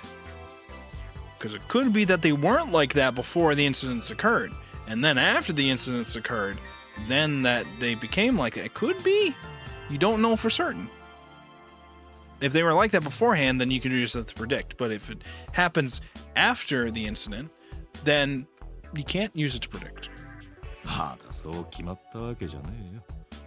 それをこれから調べんだ。Something lurking within this city. Something yet unknown, hidden deep in its flashy exterior. Perhaps it was akin to Pandora's box, something not meant to be touched by the hands of men. Thoughts such as these pervaded Bond's mind as he watched the pedestrians file down the streets of Shibuya.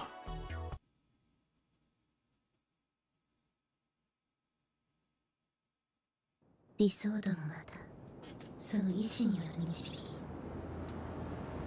soon as I heard those words, I knew I couldn't take it anymore. Fess had been going on and on about all of these things I didn't care about, all while continuing to dodge what I had actually asked her.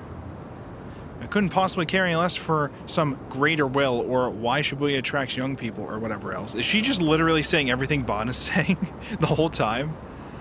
There's only one thing I wanted to know. ディソードはどうすれば手に入る？ How do I do it? How do I get the D sword?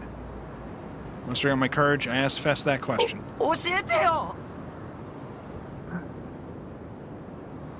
Now changing her aloof expression, Fess gazed down at the D sword she was holding. Despite how gigantic the sword was, she seemed to be handling it with incredible ease. Maybe she just had an absurd level of physical strength or something.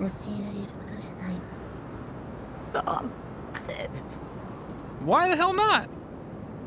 Why is that you'll go on and on about all this random shit and you can't even tell me the most crucial thing I need to know?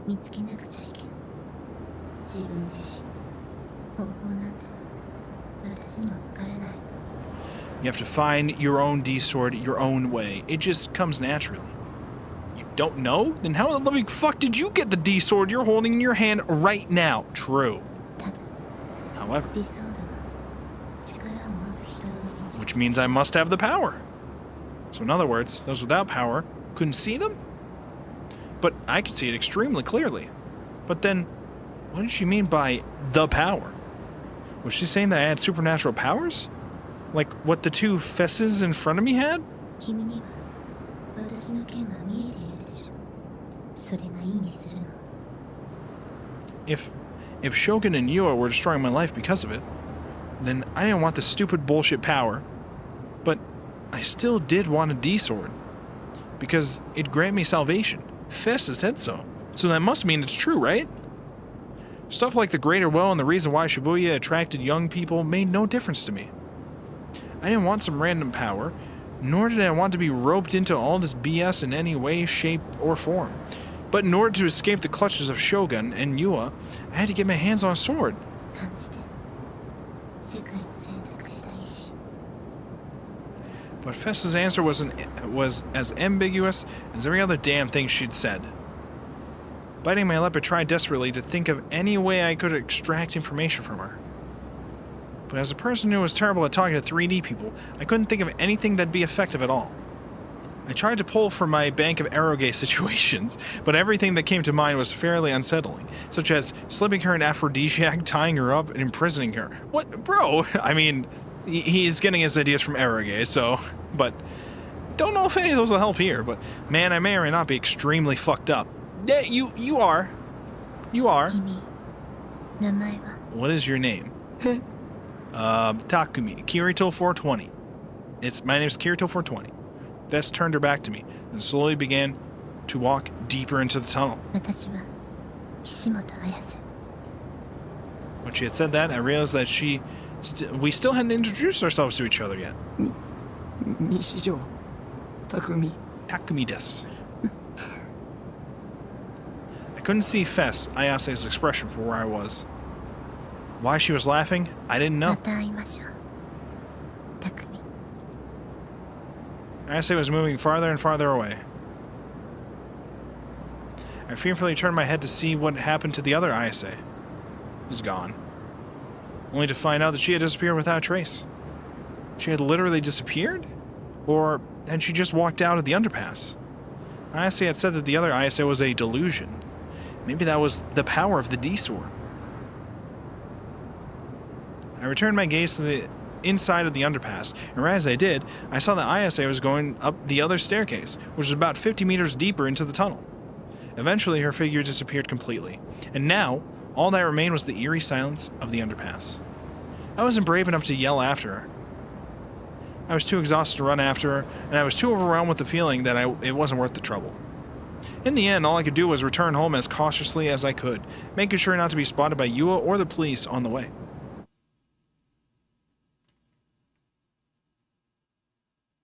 Oh, back to my shipping container home. We're back, boys, finally. It felt like it had been ages since I had last been in my base, but in reality, it had only been half a day. I left my computer on, leaving my Saratan screensaver to cast a pale light together with her smile across the dark room. I locked the door tightly from the inside and threw myself onto the sofa. When I closed my eyes, I couldn't help but remember everything that happened today. I couldn't believe even the police thought I was the culprit. They had it all wrong. There was absolutely no way I could have killed all those people. Investigate all you like. Investigate like you actually give a shit. This isn't a game. Otaku freaks like myself were ostracized by society, so they must have thought that they could just pin the crime on one of us and the public wouldn't even bat an eye. They couldn't actually catch the real culprit, so they wanted to save face by using me as a scapegoat. Damn it. What could I do to clear my name? The scene at Ad Cafe flashed before my eyes, sending a chill down my spine. There existed someone that was even more terrifying than the police. Yua, my enemy. I had been so unbelievably relieved that I hadn't even heard anything from her recently. I'd been growing more and more confident that she'd never contact me again. It's been like a couple hours. But today, I realized that I'd been mistaken. In order to oppose all of them, I needed a D-sword. I glanced at the cheap sword that was leaning against my PC. It was a fake. Ice had said that only people with the power can see them. The day I had bought my sword, Nanami had seen me with it. And unlike ISA and Senna's swords, it didn't glow. Where would a real one be? I had to get my hands on one as soon as possible. If I didn't, I was doomed. Getting wrapped up in something this insane, it sucks so much. あなたは DID 多重人格なんです。 No, that's not true. That's impossible. Multiple personality disorders are supposed to be rare in Japan. You've been watching way too many goddamn movies, Yua. I don't have multiple personalities. There's no proof for that at all. Definitely not. Definitely no proof at all whatsoever, including the weird logs that she had of me at different times messaging myself and not realizing it. No proof at all. Nor that's not real. That was fake news. You didn't see that. But that chat log is consistent with what you had told me. No, it's not. No. Yeah, anybody could have done that. Not me. But there's no proof that I don't have multiple. Well, that's not. You don't judge it like that. You don't say there's no proof I don't have multiple personalities, so therefore you can assume that I might have multiple. That's not how that works. True. Never. But that very doctor, Dr. Takashina, is now gone for some unknown reason. But I don't actually know myself. Felt chills on the nape of my neck. The usual presence. Someone was watching me. The unknown gaze. Whose eyes are those eyes? そうだ。将軍だ。あいつが犯人だ。チャットログにもそう書いてあったじゃないか。ユアは将軍の手下だし。ニュージェネ事件だって全部将軍が。But does Shogun truly exist? Are you sure he isn't just a delusion? 僕は。I'm normal. まともなんだ。 I'm completely normal. I clutched my head and shouted out to no one in particular. But what I got in reply was... メールだよ、ボケナス。 Seiratan, saying I got some mail. I sluggishly made my way over to the computer and checked my email. This is you again? Sender was grim. Found something interesting, was the subject line. It was probably just bait, and the contents of the email were meant to fuck with me. I didn't have the energy to deal with him personally right now, so I just stuck to just reading the email. Oh, what is this? What? Notice, your password has been reissued. What? Specify number immediately. Important. Okay. Nightheart, you haven't joined the chat room at all. You haven't been on ESO either. So I had no choice but to email you. YouTube link. Shady YouTube link. I would have told you to watch this vid because it's seriously fucked. I know what you're thinking. It's probably just Grim fucking with me, but no. It was recorded by the new gen perp. The net's going absolutely insane over it. Hurry up and watch it before you miss the hype, SMH. Well, I'm sorry. Hold on. What's this top thing that says your password has been reissued? Are we going to ignore that email? Are we ignoring our account getting hacked? Are we ignoring this? Hello? What? Are we? Okay. A video that had been recorded by the new gen culprit. My fingertips on the mouse began to tremble. I couldn't take my eyes off the email. Did that mean the killer was in the video? Oh, wait. Maybe the password reissue thing, it did mean that we do have multiple personalities, and that every time we want to try to sign into one of those accounts from a different personality, we don't know the password, so we have to reissue the password. Does our character just keep forgetting the password and just reissuing it? Is that what happens with that? Did that mean the killer was in the video? Who was it? No. Was it me? What? I both wanted to see it and didn't want to at the same time. This was the proof. Proof that I wasn't the killer. Or proof that I was the killer. Which one would it be? I didn't know. It was a gamble. Feeling my heart begin to beat faster and faster, I moved the mouse cursor and hovered over the link. but I couldn't work up the courage to click the URL. 私あなたを助けたい Shut up. Don't treat me like a criminal. Don't act like you feel sorry for me. I didn't do it. You're the one on the criminal side, Yua. In an intense fit of rage, I clicked on the URL. Okay, what we got here is a YouTube video. You got dive, group dive video recording, madness in Shibuya group. Okay, so it's a video of the group dive. Okay. The word loading appeared in the video window. It's not me.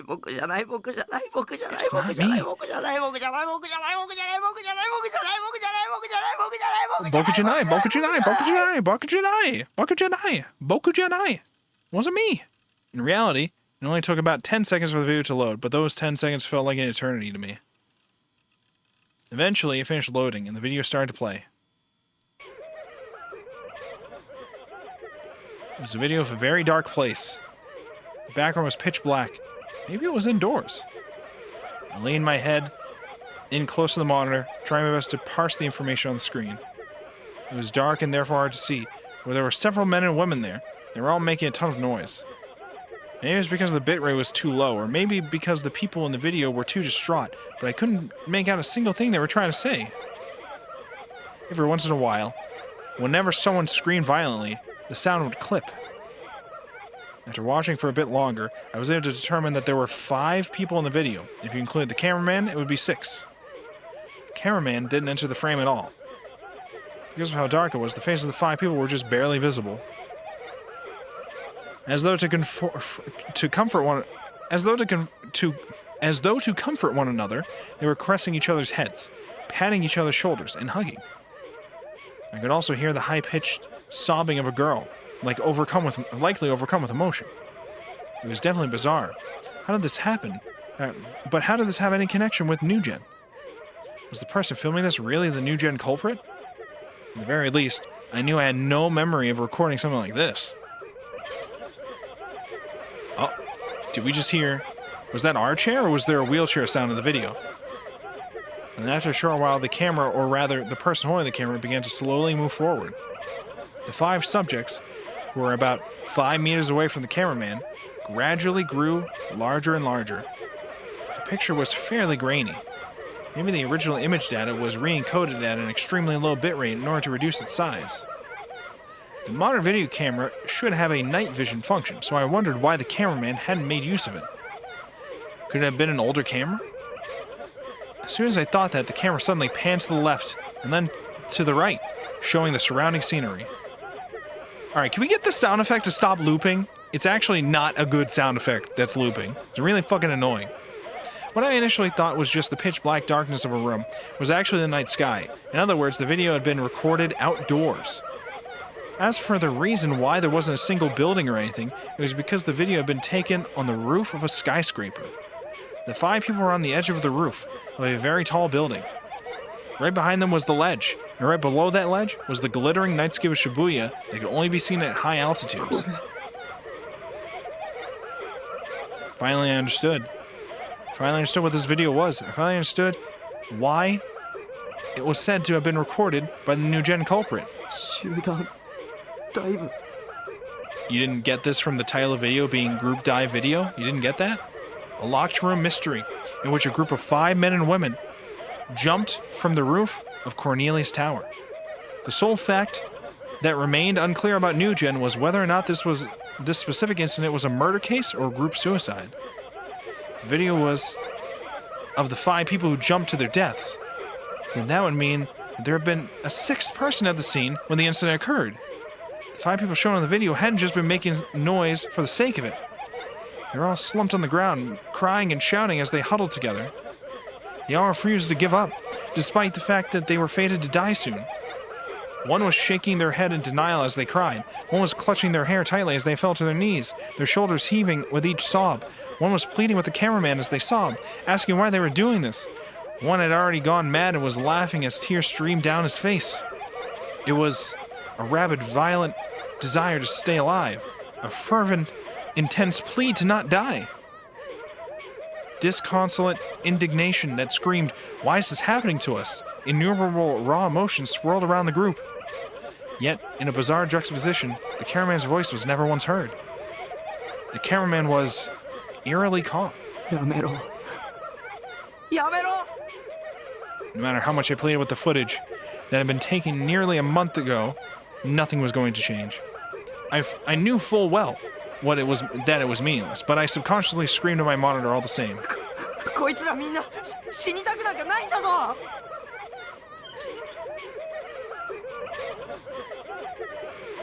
Again, is that supposed to be me moving closer to it, or is that supposed to be the sound of the cameraman in a wheelchair like Shogun? I don't know, though.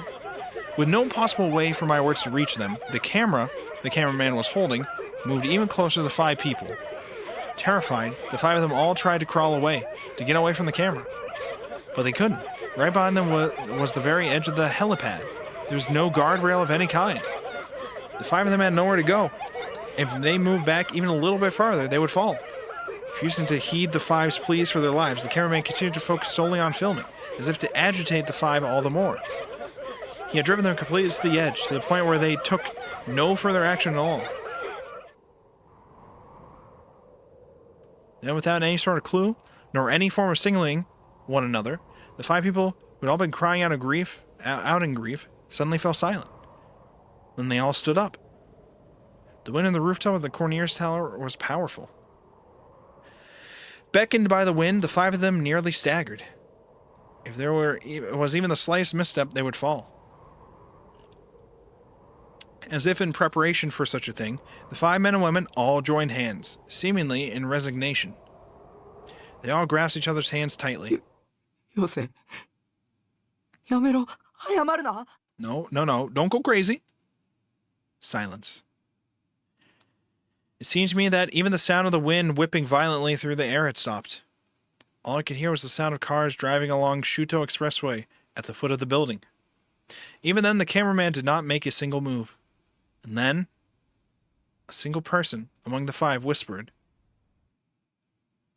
その目誰の目 They said it. I froze in front of the monitor, feeling as though my heart had been strangled by an ice-cold hand. なんで Why?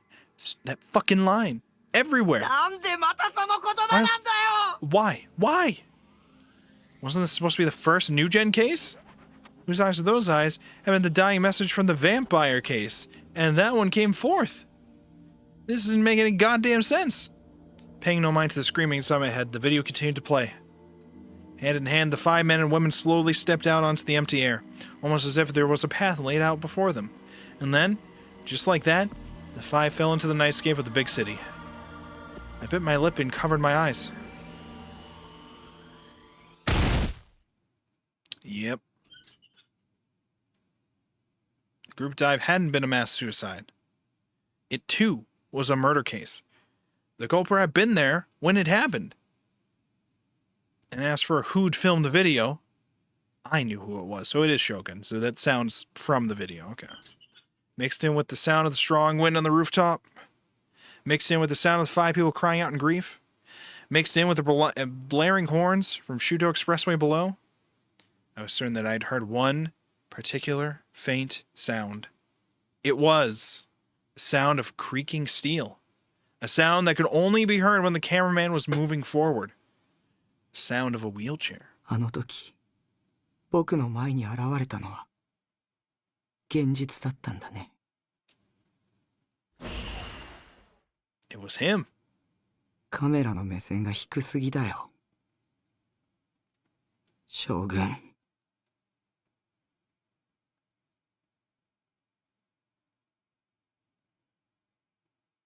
Okay. Chapter 5 Delusion. Alright! We did it, gamers. We made it through Chapter 4. We can now save and wrap up the stream for tonight. Oh my god. We did it. Oh. My back is starting to kill me now for some reason. I don't know why. I've literally just been sitting here reading. I don't know how that could be aching right now, but it is. Don't get old. Just don't do it. I'm not even 30 yet, and I'm falling apart here, okay? Anyways, thank you so much for joining us on another exciting descent into insanity. we're gonna get our D sword one of these days. Okay, the next chapter is Delusion. Many of these chapters have already been delusions, but don't worry about that. We've made it all this way. I don't remember how many chapters there are in Chaos Head in general. Maybe there's like 10. I don't know. I'd have to double check to see. Maybe one day. Maybe one day. Let's see. Is there anybody online now? Let's do this one. Yes. Okay. Oh my god. Thank you so much, everybody. Coming to hang out. Raid. Okay. I will talk to you all later. Good night, gamers. Stay safe. Goodbye. Goodbye, gamers.